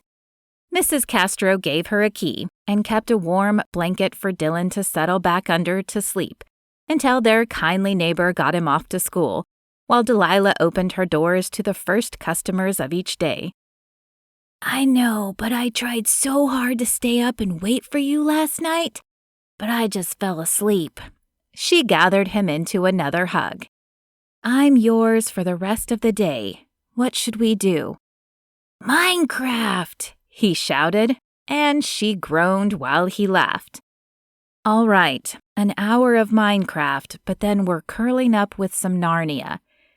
"Deal," he said, and her breath caught because it was exactly the same way that Luke had said it the day before. And the more time she'd spent with Luke yesterday, the more she had caught mannerisms. A tilt of the head, a certain little smile that she'd seen on Dylan his whole life. Maybe that, more than anything else, had finally convinced her it was time to tell Luke the truth. That and a sense that it would matter to him to know. At home, instead of Narnia, Dylan convinced her to pack for their overnight camping trip, winning her over with his excitement. She'd worried that he was going to be embarrassed as the only kid there with a mom instead of a dad or an uncle, but he was all chatter as he carefully followed the diagram in his wildlife scouting book to make his bedroll. She wasn't sure she wanted to dim the enthusiasm by dropping a bombshell on him that he had a father who wanted to meet him. Friday, she baked up more cannoli, vanilla bean cupcakes, hazelnut torts, and lemon pound cake. Good, solid comfort foods as she soaked in the last few days of being Delilah and Dylan, a perfect set. It was possible that very soon they would become Delilah and Dylan, and Luke and Dylan, as they figured out how to be in one another's lives. Several times she caught herself murmuring a prayer or a hope or a wish. Let him love Dylan. And sometimes, even though she had the grace to be ashamed, she found herself hope praying, let Dylan always love me just a little more. Luke respected her wish to stay away until she gave him permission to come back around, and she gave him grudging credit for it. It had to be eating him up, not knowing her time frame, not knowing how Dylan would take it. But Friday after work, for the third afternoon in a row, she'd driven past the hotel parking lot and seen his rented Mustang still in the lot. He was sticking this out. At school, Dylan almost vibrated with excitement. "It's time to go to the campout, Mom," he said, grabbing her hand and pulling her back toward their little car. "I want to get there right on time." "We don't even need to leave for an hour," she said, laughing. But she let him pull her along. At home, he nearly drove her crazy, repacking everything she loaded into the car. Geez, he hadn't even had a man in his life to teach him that. It must be coded into the male DNA. She got them on the road early, out of self-defense, and listened to more of his happy chatter during the 30-minute ride up to the campground in the foothills. A handful of boys and their fathers were already there, and her heart sank when she spotted Dylan's most persistent bully, a bratty boy named Tyler. She led Dylan to the farthest edge of the clearing, and he didn't seem to give Tyler any notice as they set their tent up. The troop leader, a gruff man named Dan, wandered over. "Hey, Delilah, need help?" It was sweet of him to offer, considering he hadn't been thrilled about having a woman come along in the first place. But she smiled up at him. "No thanks. We practiced setting up the tent a dozen times in our backyard." They'd done it specifically so she wouldn't have to ask one of the dads for help. However, as she attempted to pound in the first tent stake, while Dylan held the other end of the tent pole in place, she realized she may have been too hasty in rejecting Dan's assistance. At home, the stakes had slid easily into the soft grass of their yard. Here, the ground was sun-baked to the hardness of brick, and her best efforts only led to 2 bent stakes. "Mom, you almost done? I need to stretch a little," Dylan called from the other side of the tent. "Can I let go?" "Just set it down for a minute, sweetheart," she said, and the tent fell flat while she stared down at the baked earth and wished she knew a really good old-school evil curse for it. She stole some glances at the other dads as they worked. They all carried heavy rubber mallets that they swung hard to drive the stakes down in 3 or 4 whacks. She looked down at the regular hammer in her hand. "Oops, mistake 1. Come here, kiddo," she said, pulling Dylan over to point at the chipped dirt. "The ground is harder here, so this hammer isn't tough enough to do the job." His expression fell, and she tickled him. "Don't worry about it, because I'm tough enough. We'll get it done. I'll just go borrow one of their mallets." "No, Mom, don't. We can figure this out." "They won't mind. I'll wait until they're done hammering." "So we're just going to sit here until they finish?" "No, let's set up the cornhole game so there's something for everyone to do when the tents are ready." He looked relieved and hurried to the car to fetch the cornhole set they'd borrowed from Cindy. It was a simple beanbag game, but it never failed to keep the men and boys entertained during their 4th of July block parties. When Dan's tent, which she decided was more like the tent mahal than an actual tent, stood looming over the campsite, she went over to borrow his mallet, which he gave her only after she spent 5 minutes convincing him she really could do it herself with a heavier mallet, and another 5 minutes enduring a lecture on the best strategies for driving stakes. Ugh, he was a nice man, but good heavens, it wasn't the rocket science he tried to make it out to be. By the time she escaped back to the cornhole game, Dylan had disappeared. Probably bored to death waiting for her, while Dan had tried to put her to sleep with his mallet lecture. A minute later, she spotted him just beyond the boundary of their own campsite, head bent as he scuffed the dirt road and listened to Tyler. "Dylan," she called, hurrying over to him. If she had fur, it would have risen. "Hey, Miss Dawes," Tyler said, as he sauntered past her back to the campsite.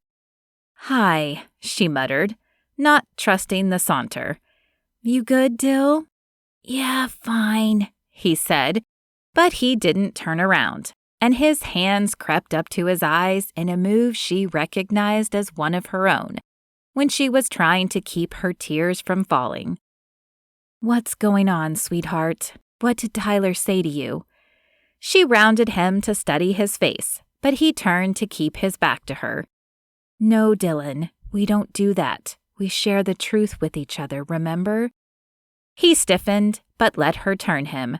Sure enough, tears had made tracks in the dirt he'd managed to accumulate in the 20 minutes they'd been there. "Was Tyler teasing you again?" Knowing his tears had already given him away, he nodded. "Yeah. What was he teasing you about?" "It doesn't matter, Mom." She lifted his chin and wiped the tears from his cheeks with her other hand, holding up her glistening fingertips. "These say something different, and I'm going to kill him, so I'd like to know why." That got a small smile. "It's no big deal." "Dylan," he sighed. "He said it was too bad my dad's a girl who doesn't even know how to put up a tent."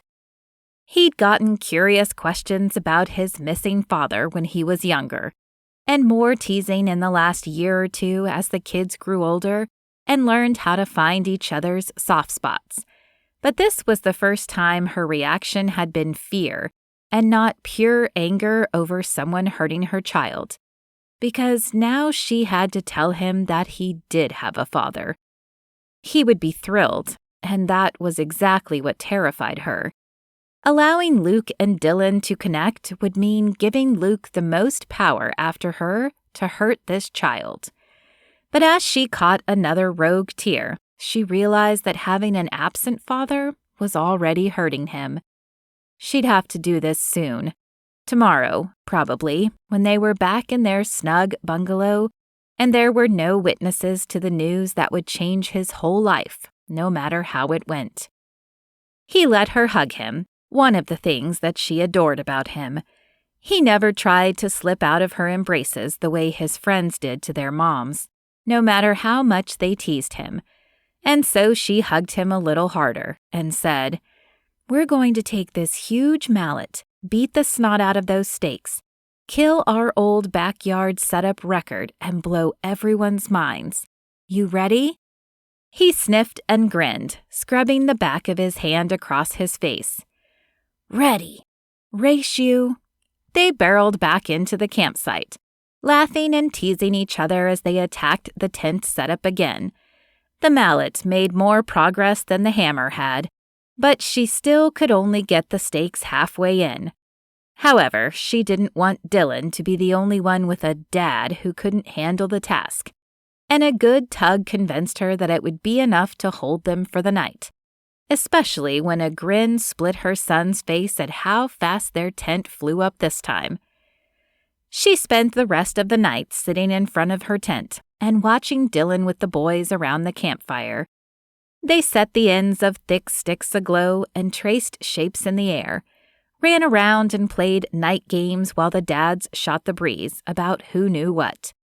Baseball and jock itch cream, probably. At one point, Dan approached her and invited her to join them, but she held up the book she wasn't reading as an excuse and promised she was fine with a little solitude and fresh air. She wouldn't have minded dropping in on the conversation, but she didn't want to give any of the absent wives a reason to mutter about her presence there. They were mostly fine with her doing the scout stuff with Dylan, and it was due largely to her keeping a huge distance from their men. Finally, around 10, Dylan stumbled back to the tent half asleep. She crawled in after him and let him nestle inside the sleeping bag, wearing his filthy play clothes. She'd have to boil everything to death when they got home anyway. Happy to see him in the night on a good note, she curled around her boy and fell asleep. She didn't move until something brushed against her cheek and startled her awake. Blinking, but unable to make out anything in the darkness, she waited. It came again, something soft against her cheek.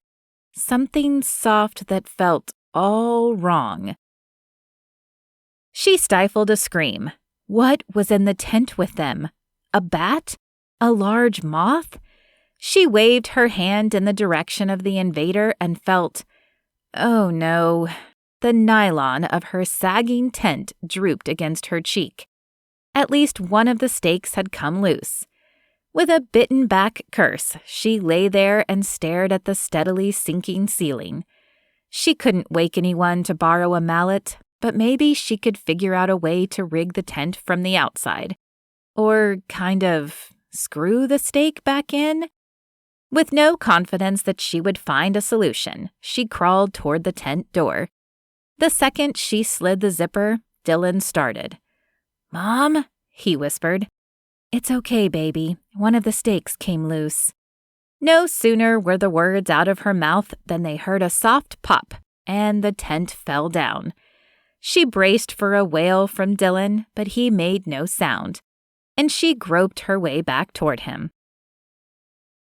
"You okay?" she whispered, as she freed him from the tent.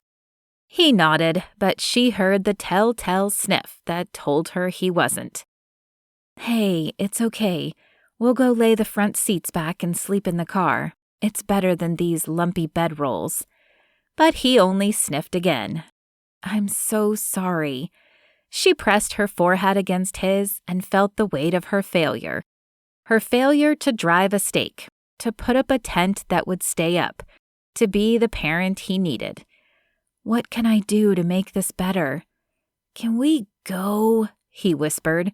"I don't even want to see Tyler in the morning." She hesitated, but she had to admit that she wasn't interested in listening to Dan's tent collapse theories.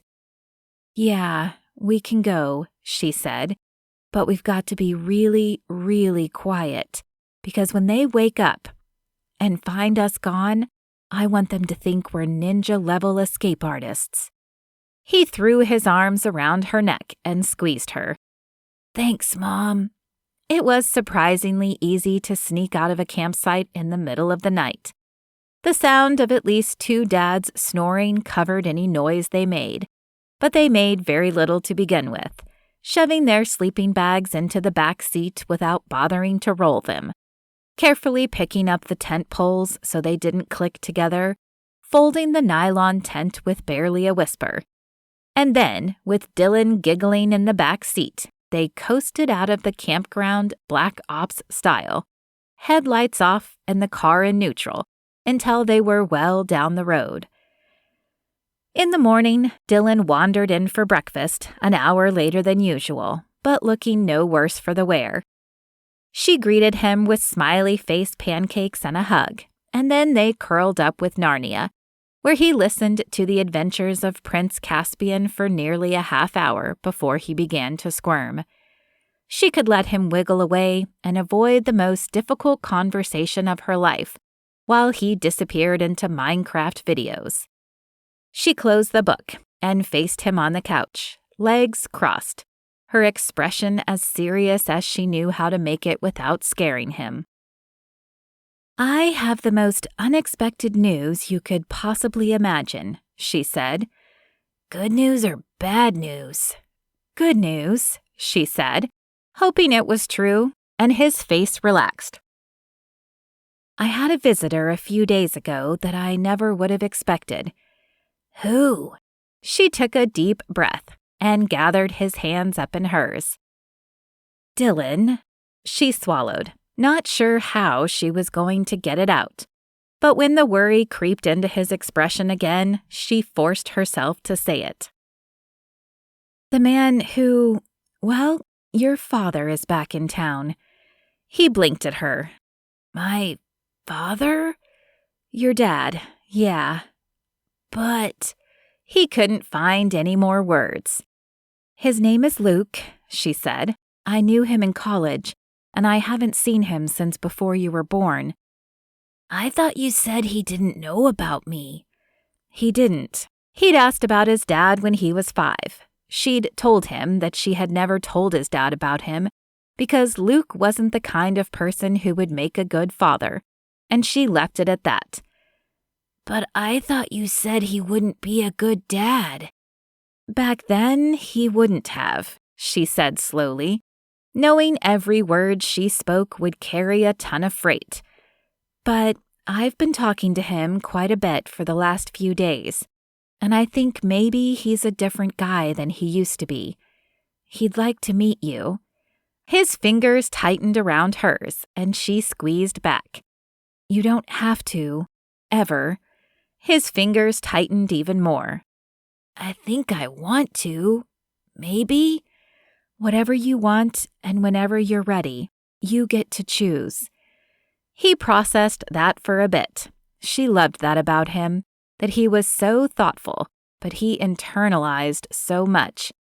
He did it to protect her from worrying too much, but she kept her mouth shut and let him work through it to see where it led him. "Did it make you sad when he came?" She almost sobbed at the question. What a gift this boy was. That his first worry was for her. "No, not sad. I worried at first because I thought he might be like he was before, but he seems to have turned into a pretty nice adult. I'm a tiny bit worried still because this is a major surprise, and I don't know what to expect. But no, I was never sad." It was as if this reassurance gave him permission to be excited. "What's he like? What does he look like?" She tapped the cleft in his chin. "You got this from him, and your eye color. Your lips are just like mine, and you have my ears. I think you're a pretty good mix of us both, and I think you're going to be tall like him." "Is he nice?" "He is. Kind, even, and funny. Very smart." "I must get that from him, too," he said with a sly grin, and he squealed when she swooped over to tickle him. I give. You're the smartest mom I know." He leaned against the sofa and stared off into the middle distance for a minute. "I think I'd like to meet him. That's okay?"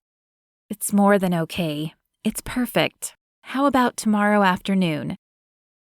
It was much faster than she'd expected to do this, but Sunday would be a good day for it. If there ever was a good day for introducing your son to your old boyfriend who also happened to be his dad. She always left the shop by noon to spend the rest of the day with Dylan, and now it looked like they'd figured out what they'd be doing tomorrow. She sat with him for another minute, until his gaze drifted toward the TV and his Xbox, and she smiled and waved him toward it. Within a minute, he was exploring a new virtual world, and she didn't know whether to laugh or cry at how easily he'd accepted that he would be meeting his father. Now she needed to call Luke and tell him, and pray that he fell in love with his son enough for Dylan to feel it. but not so much that he rocked the boat she'd been keeping steady for her sweet boy for 9 long, lonely years. Chapter 10. Luke set the phone down only because his hand was shaking too much for him to hold it. Dylan wanted to meet him.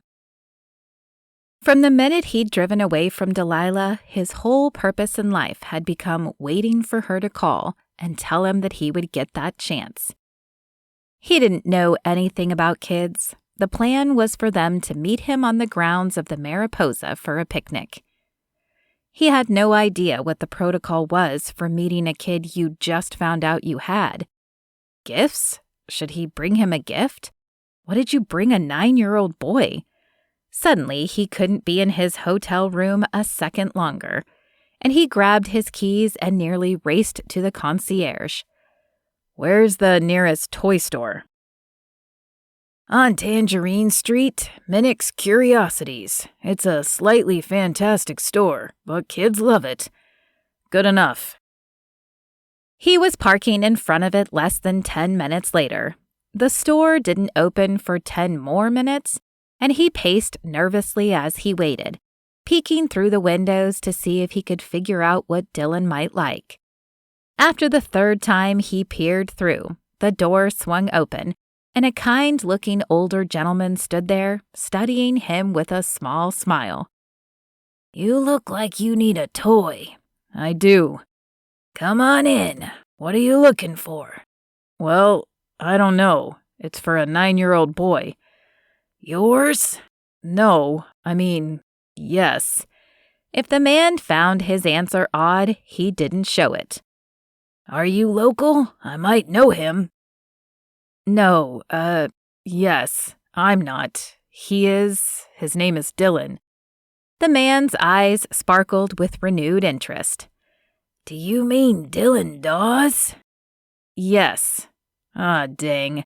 He hoped this didn't get him in hot water with Delilah, but he didn't realize Seashell Beach was so small that this man would know Dylan.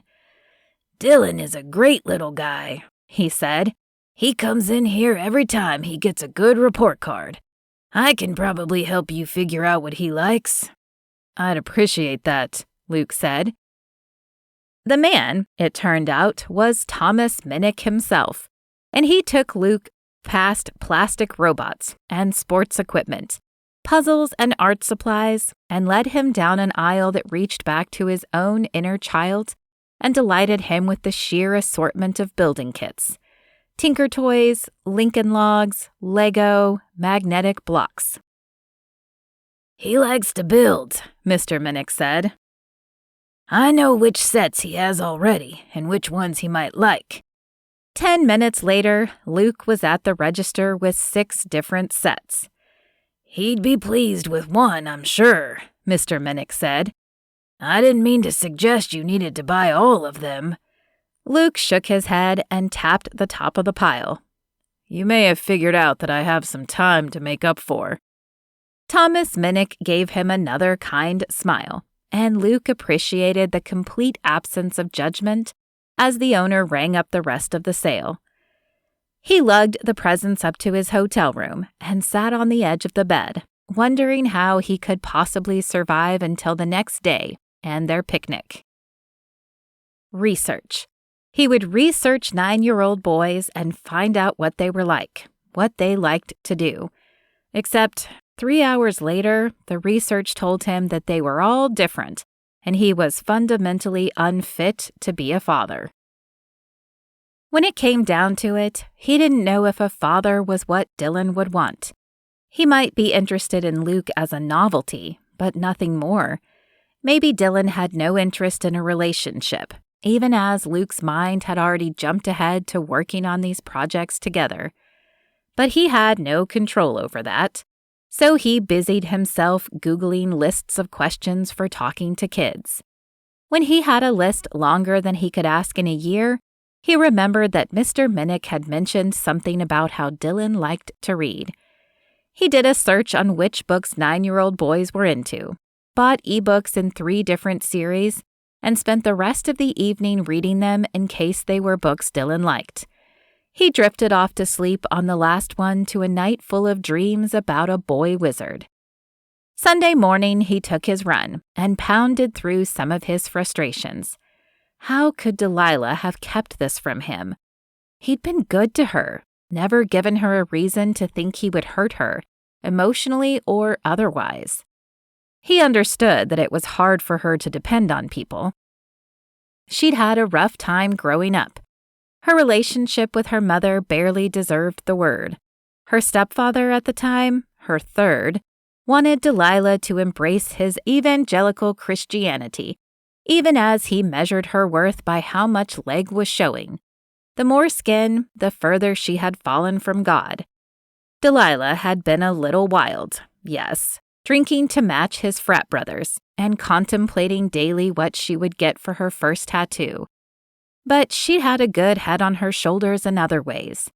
The only reason she hadn't blown out of Seashell Beach the year before was because she was saving money to go to culinary school while she lived at home and worked 2 jobs. Luke had respected that. He'd never judged her the way her stepfather had, or let her down the way her mother had her whole life. If anything, he'd been crazy about her quirks. It made her 10-year lie of omission that much worse for him. All he'd done was love her. He'd get his answers, and soon, but not today. Today was about meeting this new little man in his life. By 1:45, he was down on the Mariposa lawn with a picnic blanket the concierge had procured for him, an embarrassingly tall stack of presents, and a stomachache, as if he were the 9-year-old in this scenario. He stood at the edge of the blanket with his hands in his shorts pockets, and he caught himself bouncing nervously on the balls of his feet 6 times before he forced himself to sit. But then he couldn't stay still, and he was up and bouncing again, his eyes never leaving the back entrance of the hotel, constantly scanning for Delilah's dark hair. He wished he would have asked her for a picture of Dylan. Why didn't he do that? He would know what to look for, what to expect. Dylan would have dark hair like both of them, but would he have Delilah's hazel eyes or his brown ones? He hoped Dylan had Delilah's freckles. Every kid needed freckles.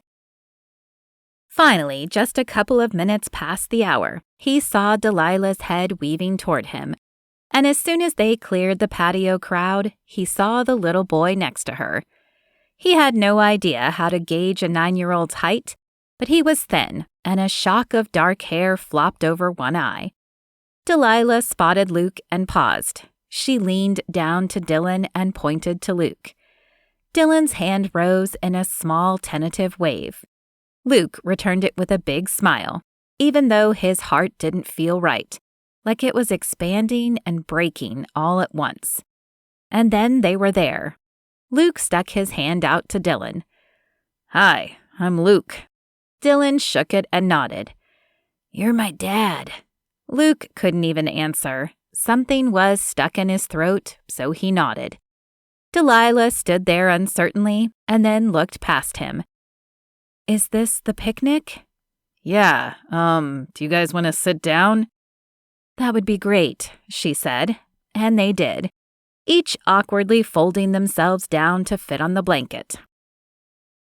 All Luke wanted to do was stare at Dylan, memorize his features, figure out which parts looked like him.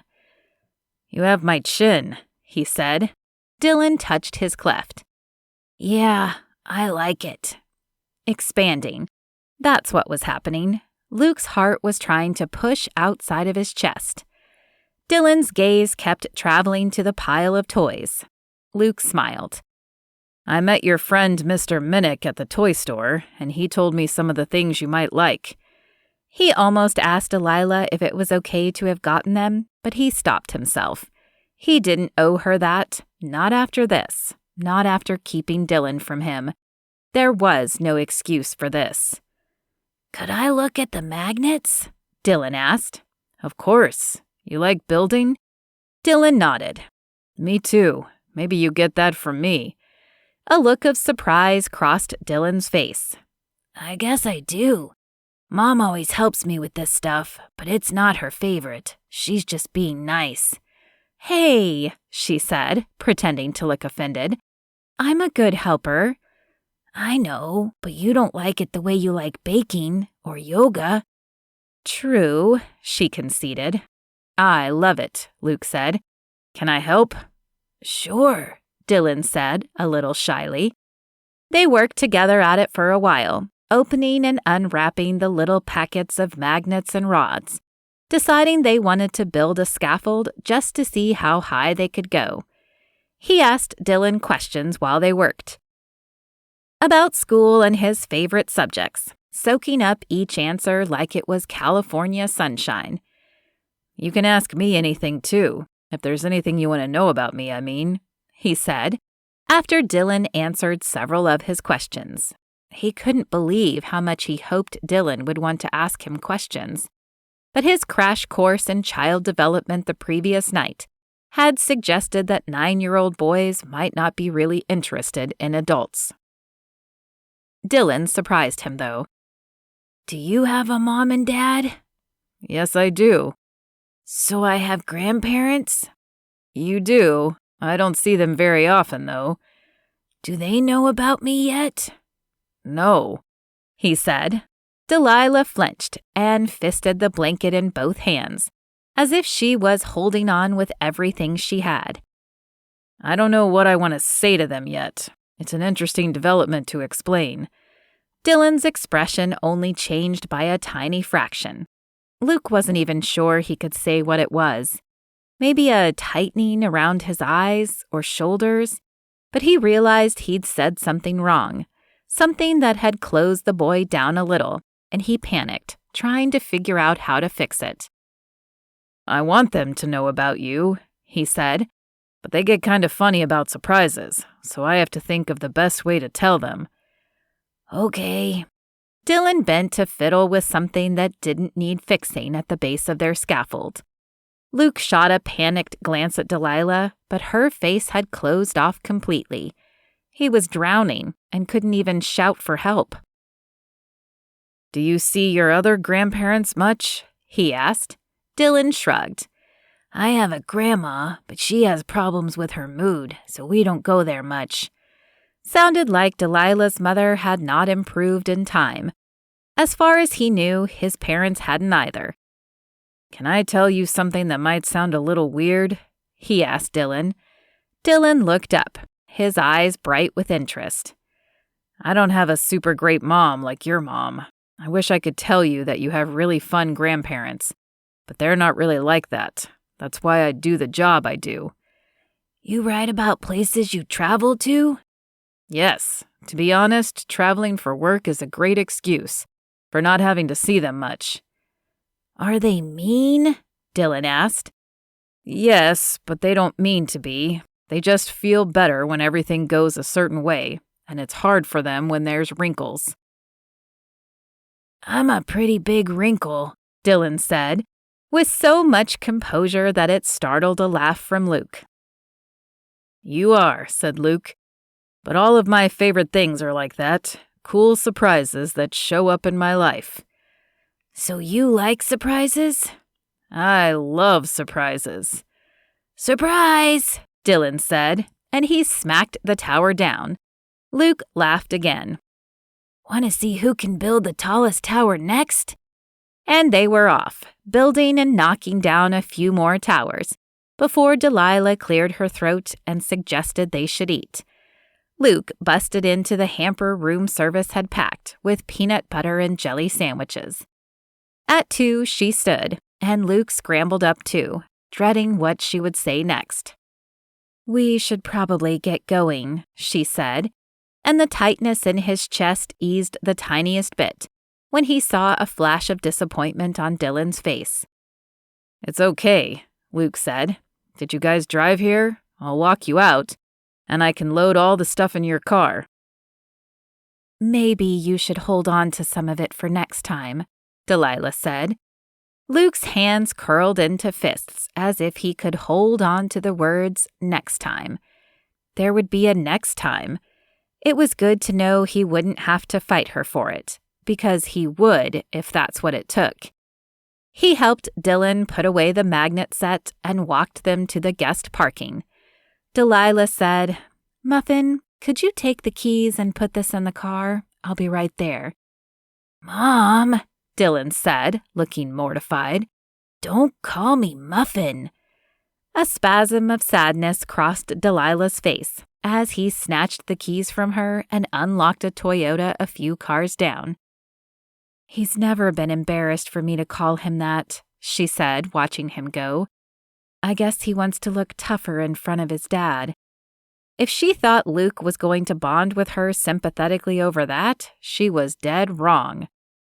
"I should have known about him his whole life. How could you do this?" "Luke, I can't," he said. "I can't listen to this right now. I just fell in love with a kid I didn't know about 3 days ago, and I can't listen to why I'm only just now getting that chance. But there will be a reckoning, Delilah. Don't think you can ever keep me from him again."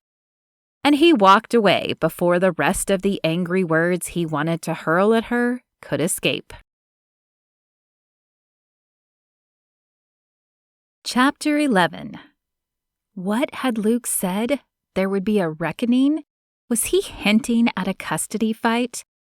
Delilah collapsed on the sofa, too tired after listening to Dylan chatter all night about his new dad, answering a million questions as she tucked him in to make it as far as her own bed.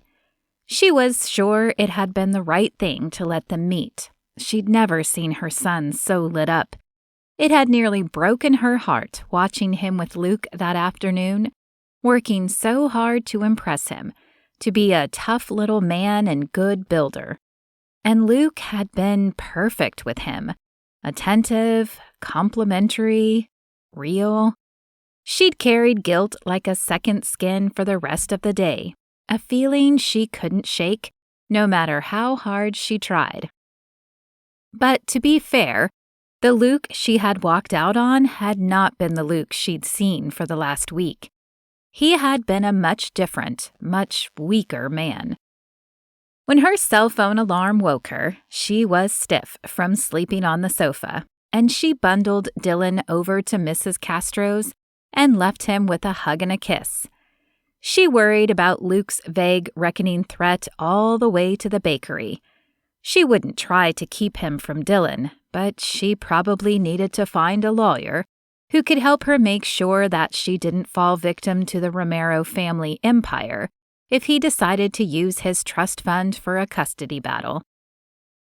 As she walked up to her store at dawn, she recognized Luke's lean frame immediately. He bounced on the balls of his feet like he had yesterday before he'd spotted them. She took a deep breath and stopped a few feet away, uncomfortable with the tightly coiled anger that rolled off of him. "I wasn't expecting you." "It's been a big week for things people don't expect." His voice was hard and biting. "Dylan likes you," she said quietly. Instead of pleasing him, his expression only grew darker.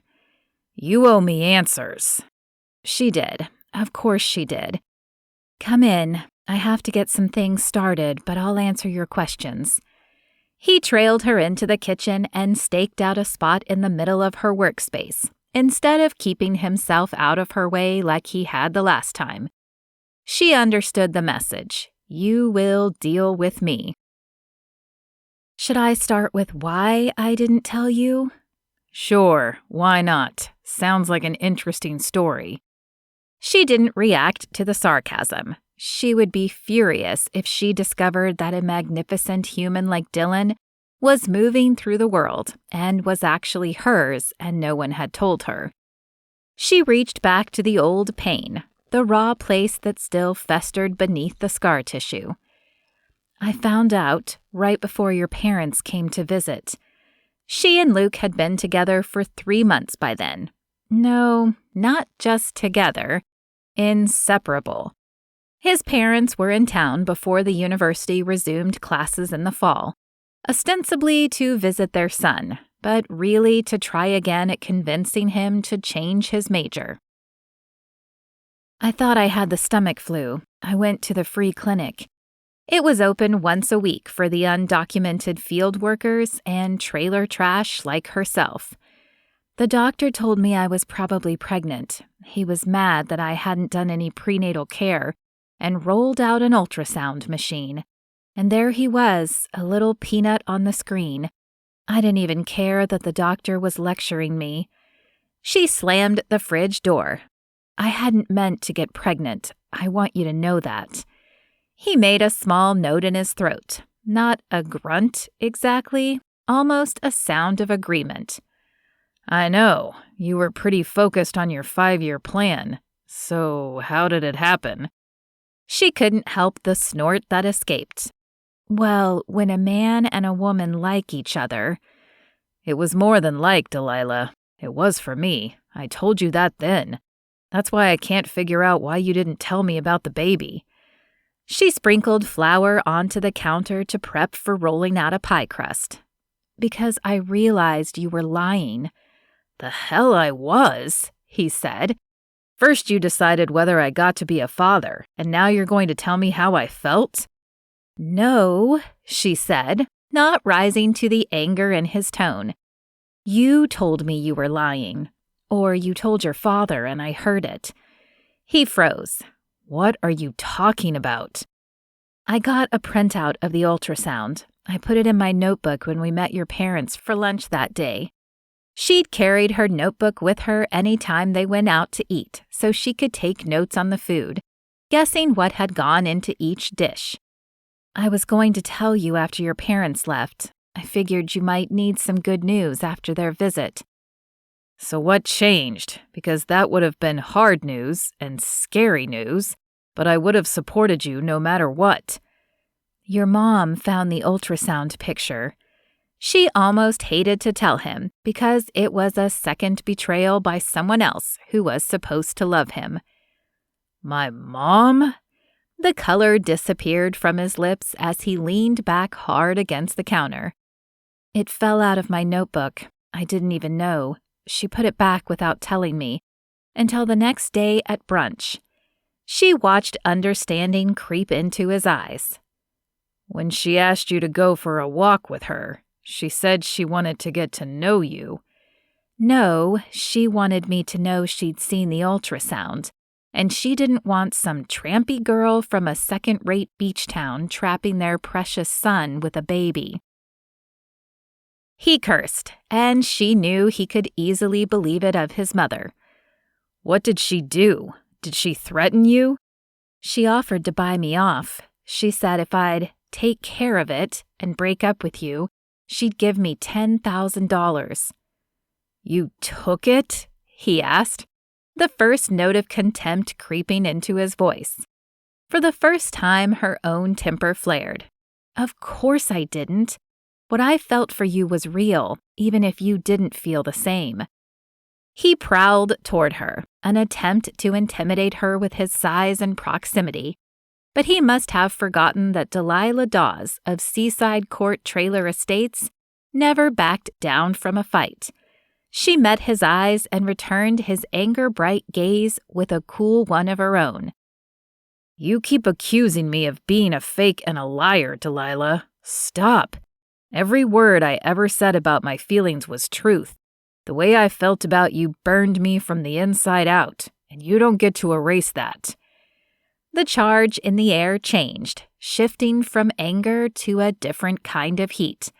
His eyes darkened, and he bent toward her the tiniest bit. She felt her first frisson of fear. She'd lost herself in the crazy rush of fire that had swept through them in the park, and she wouldn't lose herself again. She took a step back. He took a deep breath and retreated to his perch on the counter. She reclaimed her space, itchy to move and do and bake as she worked through some of her hardest memories. Because the next part of the story had hurt the most. I didn't care about your mom's money. I told her where to shove it. I assumed they would leave, and then I would tell you and we'd figure out what to do. But the next morning, I ran out to grab us bagels, and when I came back, I could hear you and your dad talking. The window was open. He sucked in a sharp breath, like he knew what was coming next. He was saying something about how you should break up with me, as if she didn't remember the exact words. "You're better than this, Luke. She doesn't fit in with the life we raised you for."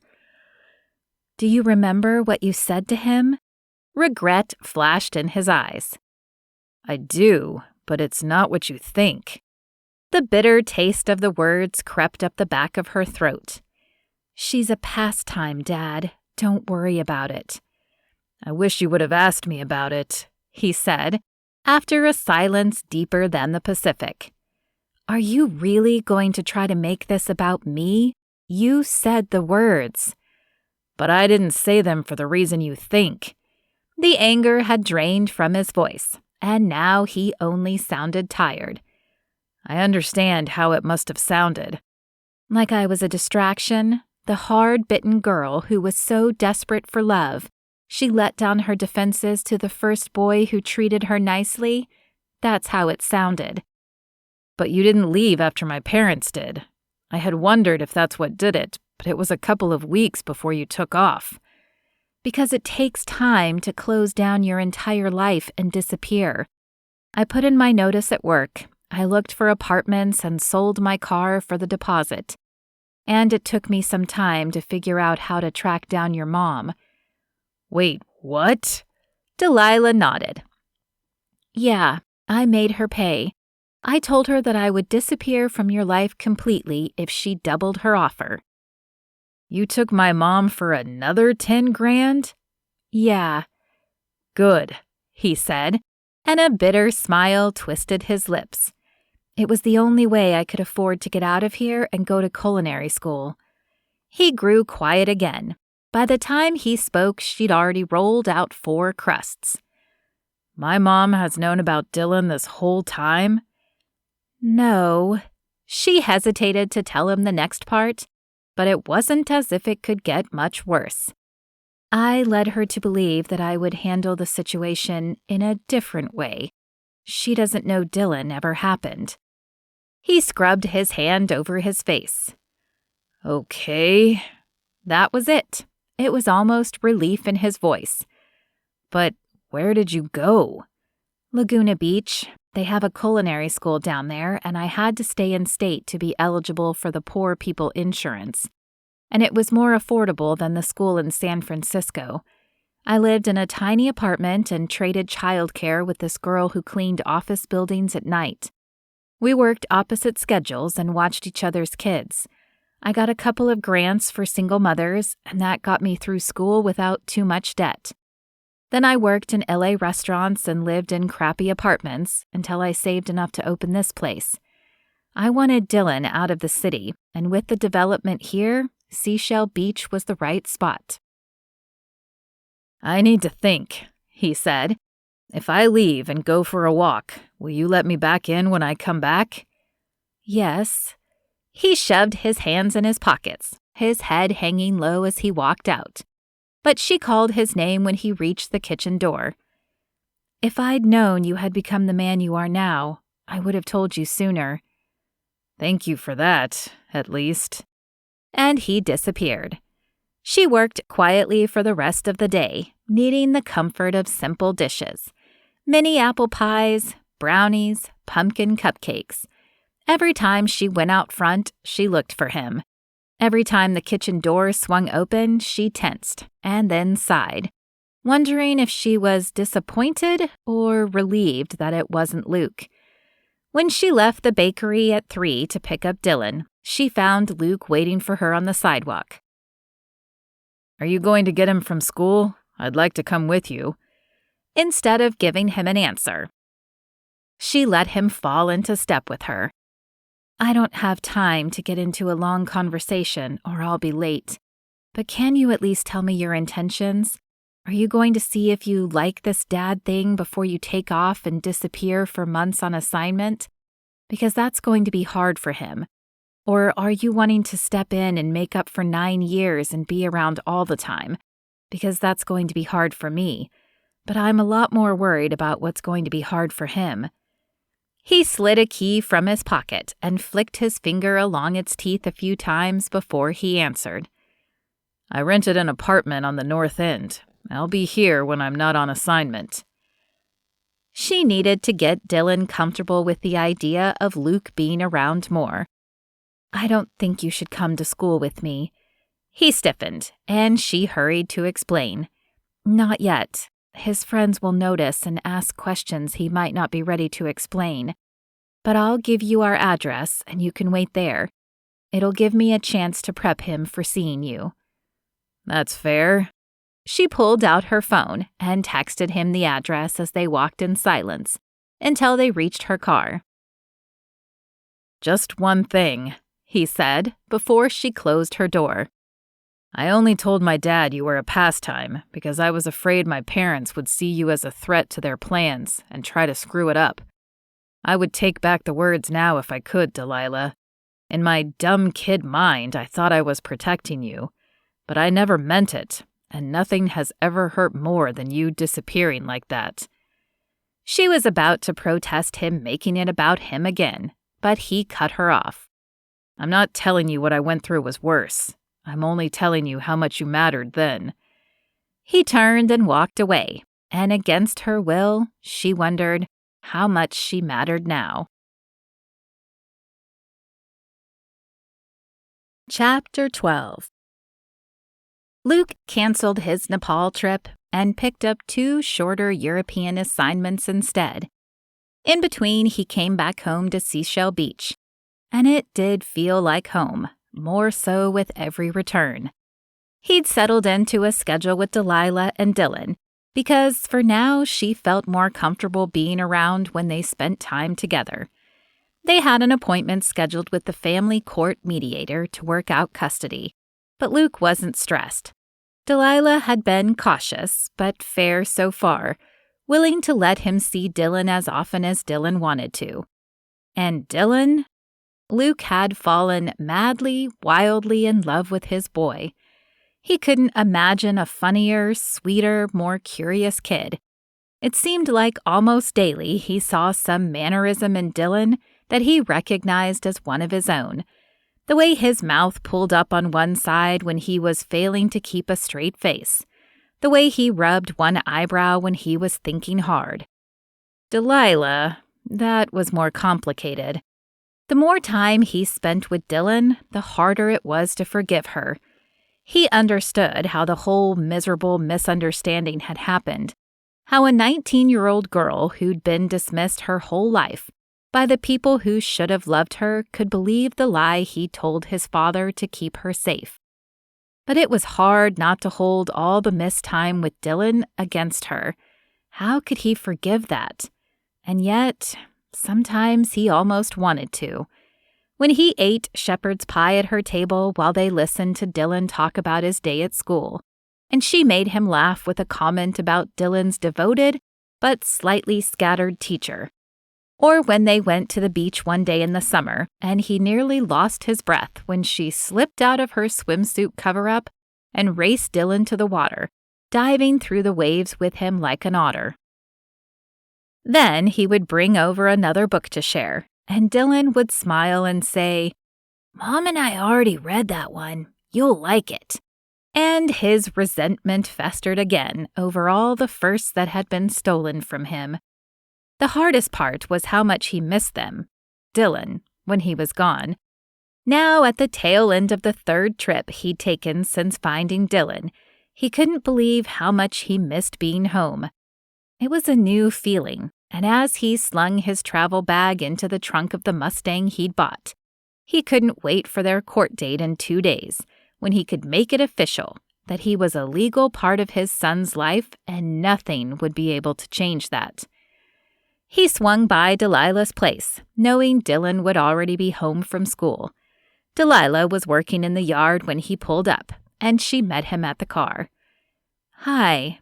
"Hey," he said, climbing out. She'd become part of the routine, too. He almost didn't feel like a trip home was complete without connecting with her. It was funny how easy it was to fall into some habits. "Where's Dylan?" "He's playing over at Scotty's." "I'll go say hi." Wait. Something about her tone made his shoulders tighten. I wanted to talk to you about the custody hearing. Okay, he said, trying not to panic. He wouldn't let her change her mind. We can't keep going on like this. The words seemed hard for her to get out, but they couldn't possibly feel harder to say than they did to hear. You can't back out now. He kept his voice flat, afraid he would lose control over it. No, I don't mean... She swallowed and tried again. I'm fine with shared custody. I just think it's time for you and Dylan to have your own thing now. I trust you. You should spend your own time together without me. He's ready. Luke let out a slow breath, relief and a feeling he couldn't identify filling him up, until she added, This isn't healthy. What do you mean this isn't healthy? Is something wrong? Did he say he's unhappy? No, I think it's confusing for us to spend time with him together. He needs to understand that he belongs to each of us, but that we don't belong to each other. You and me, I mean. Oh. He let that sit for a minute. He thinks we're together? Yes. I don't know if he thinks we're in a relationship, or if he even pays attention to all of that. But he's starting to see us as a whole family, a mom and dad and kid, like Scotty's or any of his other friends. He needs to see us as separate, so no more family dinners. You can have your own time whenever the mediator recommends for a situation like this. He should have been happy about this. It's what he'd been working toward for almost 2 months now. But the idea of him and Dylan without Delilah didn't look right in his head. I think it works pretty well as it is. Can't we just explain we're there as his parents, but not a couple or whatever? She shook her head. No. That was it. Nothing more. Screw that. She didn't get to make unilateral decisions like this without him anymore. I don't think we should change things so suddenly. We've already sprung a lot of change on him as it is. As he's turning out to be incredibly resilient, I don't want to go backward from that when he figures out that we aren't the family his friends have. I want him to get used to reality before he's invested in a fantasy. It made sense. He knew it made sense, what she was saying, but it bothered him. She slid her hands into her dress pockets. I won't say anything to him about it until we talk to the mediator and see if he's got suggestions for how to present the change. So I can still stay for dinner tonight? If you want to, but I don't think we should do too many more. She wouldn't meet his eyes, pulling out her phone instead. I'll text Cindy and let her know you're coming for Dylan. She hurried into the house without waiting for his answer. He wanted to say something, anything, like, "This is your fault," or "Please change your mind," or "I might not be ready for this." But he didn't know if he meant solo parenting or Delilah stepping back, away. It was hard not to be angry at her sometimes, but it was also hard not to laugh at her jokes, melt over her cooking, or admire the hell out of her mothering. It was hard not to find excuses for brushing her fingers when he asked her to pass a dish, or bumping his shoulder against hers with a shared sense of pride when Dylan scored a run in baseball. It was really hard not to lightly tuck the one lock of hair that always escaped her ponytail back behind her ear. So, sometimes he did. Maybe she was right. It had to be confusing for Dylan, and it would be a good thing for him to figure out his own thing with Dylan, how they fit when it was just the two of them. Still, a sense of loss washed over him when the door shut behind her. Chapter 13.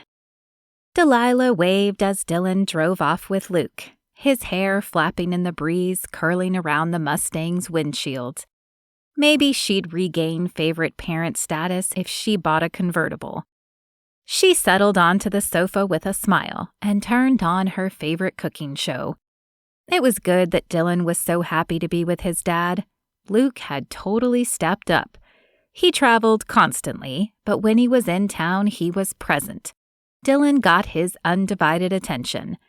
She always thought she'd had a happy kid before, but now Dylan thrived, walking with a new strut. The transition to solo visits for the past 2 weeks had gone well.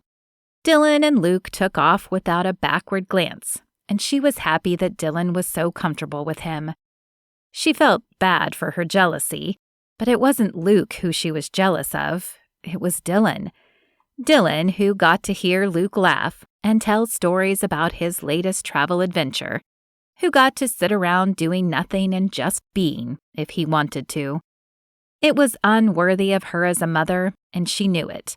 But she'd recognized a growing need with each Luke visit, an impulse to turn into his touch when he tucked her hair back, or to twine her fingers with his when he asked her to pass the salt. She'd grown hungry for his scent, the tiniest whiff of cinnamon, as if she didn't have an entire bakery full of it she could inhale. She'd been cooking so many cinnamon-laced treats lately that for the first time since she opened, customers were beginning to complain. She couldn't help herself, and that was the problem. Luke had made it clear that she'd committed a wrong she couldn't right, and even though she wouldn't have changed her choices at the time, she understood his anger. Anyone worth his salt would be angry about missing time with Dylan. But when Dylan had casually mentioned how glad he was to have a normal family now, she realized she was trespassing. She didn't belong between them. She and Luke belonged to Dylan separately, but not to each other. She needed her distance anyway.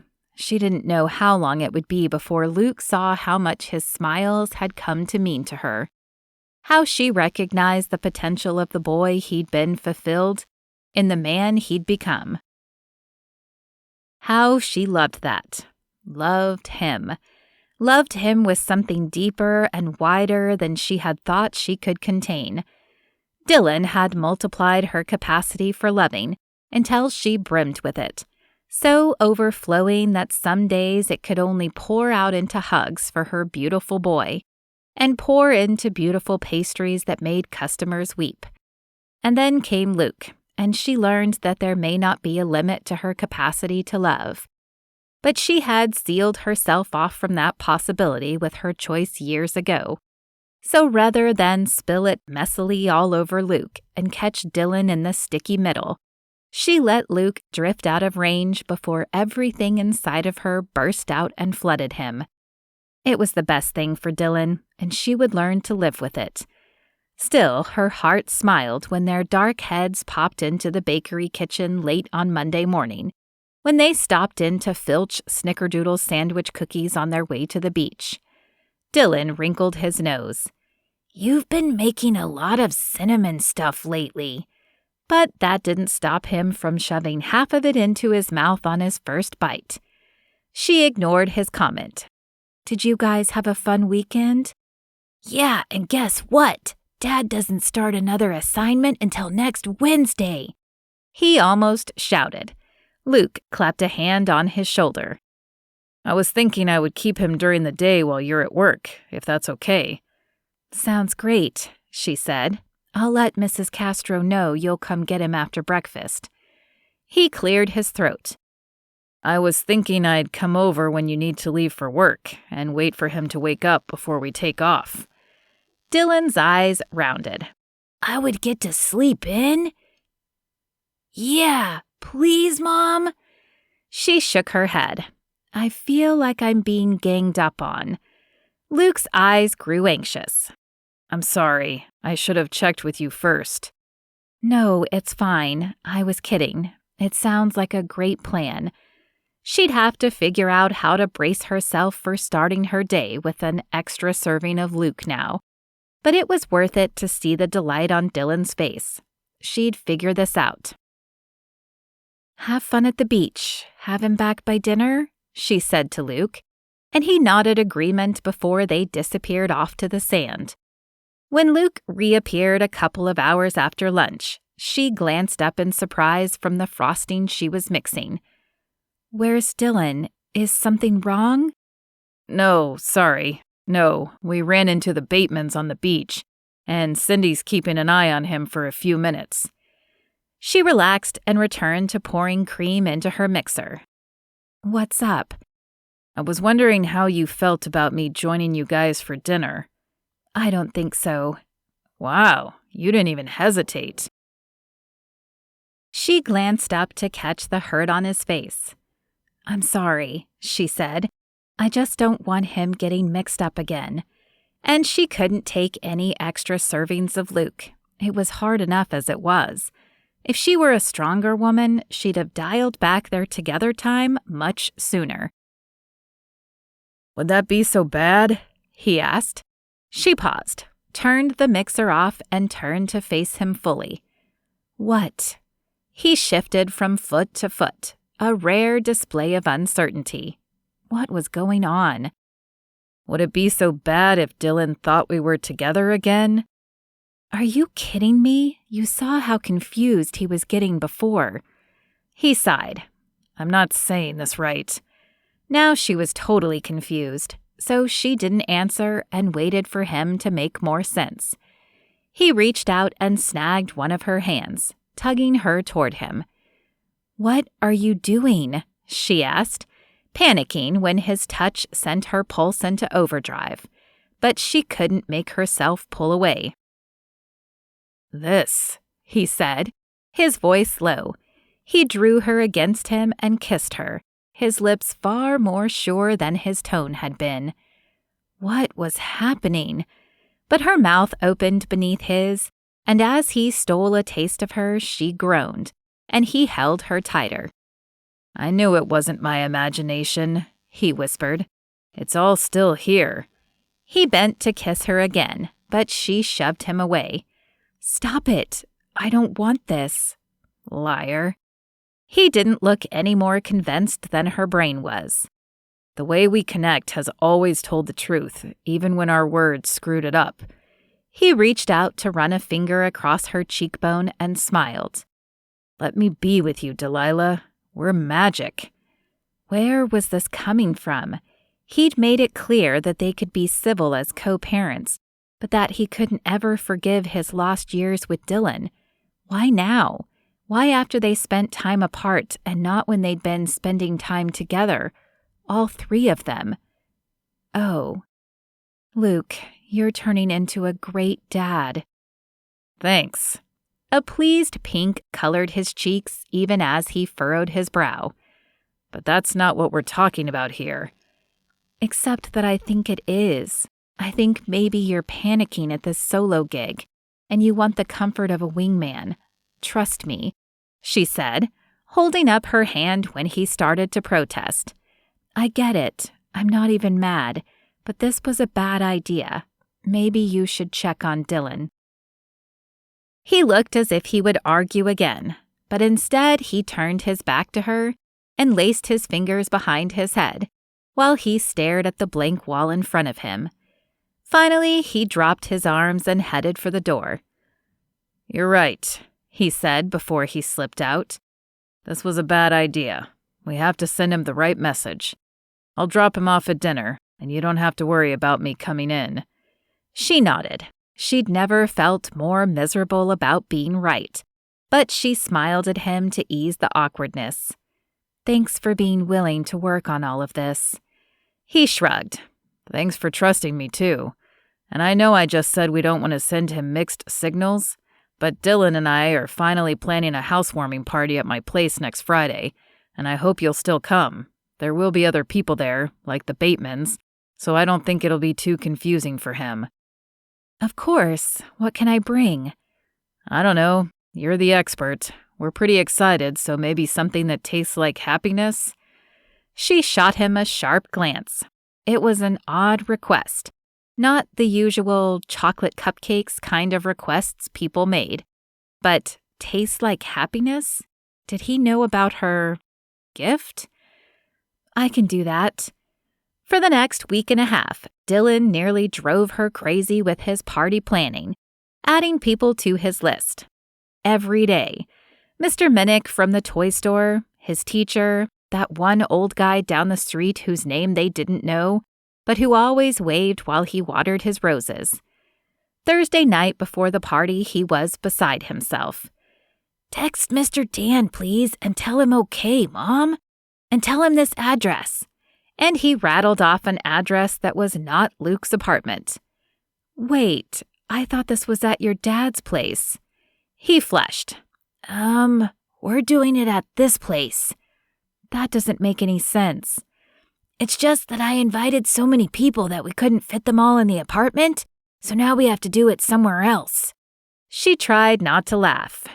"Got it. All right, I'll give Dan the info." When Luke walked in so she could leave for work the next morning, she couldn't resist teasing him. "I hear you had to move to a bigger location because Dylan got a little overexcited with his invites." "Yeah, we're moving it to a park." "So you're doing your housewarming not at your house?" He held up his hands as if to say, "What are you going to do?" "All right, I'll see you guys tonight." He cocked his ear as if listening for Dylan, but the house was still. "I need this, Delilah. Tell me no if you don't too," he said, and he slid his hand into her hair. She knew all the reasons she should turn her head, step back, push him away, flat out run. But she stayed.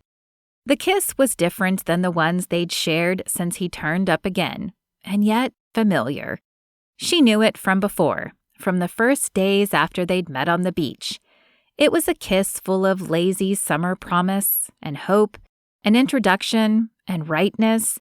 And when he drew back and released her, her breath came out in a shudder. "You have to stop that." "Okay," he said, and then he kissed her again, long and deep, before he gently pushed her away and walked out. She tried to bake pure happiness, but apricot macarons took as much luck as skill to get them just so. They looked right, but they didn't taste like they should. She gave up after the third batch, knowing she would be useless until she baked the kiss out of her system, and Luke would just have to deal with sin-drenched eclairs. With the eclairs out of the way, and tempting her like another one of Luke's kisses, she set her mind to thinking about the party tonight and what it was for. Luke and Dylan had made a home together now, too, and it made her happier than she could have ever thought to see them together. She had faith in Luke's commitment to Dylan's well-being. Everything else was details. And then the happiness bubbled up in her as she thought of Dylan's excited phone calls with his dad, and his contentment when he returned from their visits. This time, the apricot macarons were perfection. Chapter 14. Luke paced nervously, checking to see if Delilah had shown up yet. He'd made sure no one took her spot in the driveway, and Dylan had even painted a sign for her on a piece of old plywood. Mom's spot. Finally, he spotted her car coming down the street. It slowed, hesitated in front of the house, kept going, eventually turning around at the end of the cul-de-sac. The car stopped again and pulled into the driveway. "She's here, Dylan," he said. "Ready?" "Ready, Dad. I'll get her. Go in the back." He watched his son race out to the car and help his mom with one of the bakery boxes. His face lit up with a sneaky grin. Luke would have to work on the kid's poker face.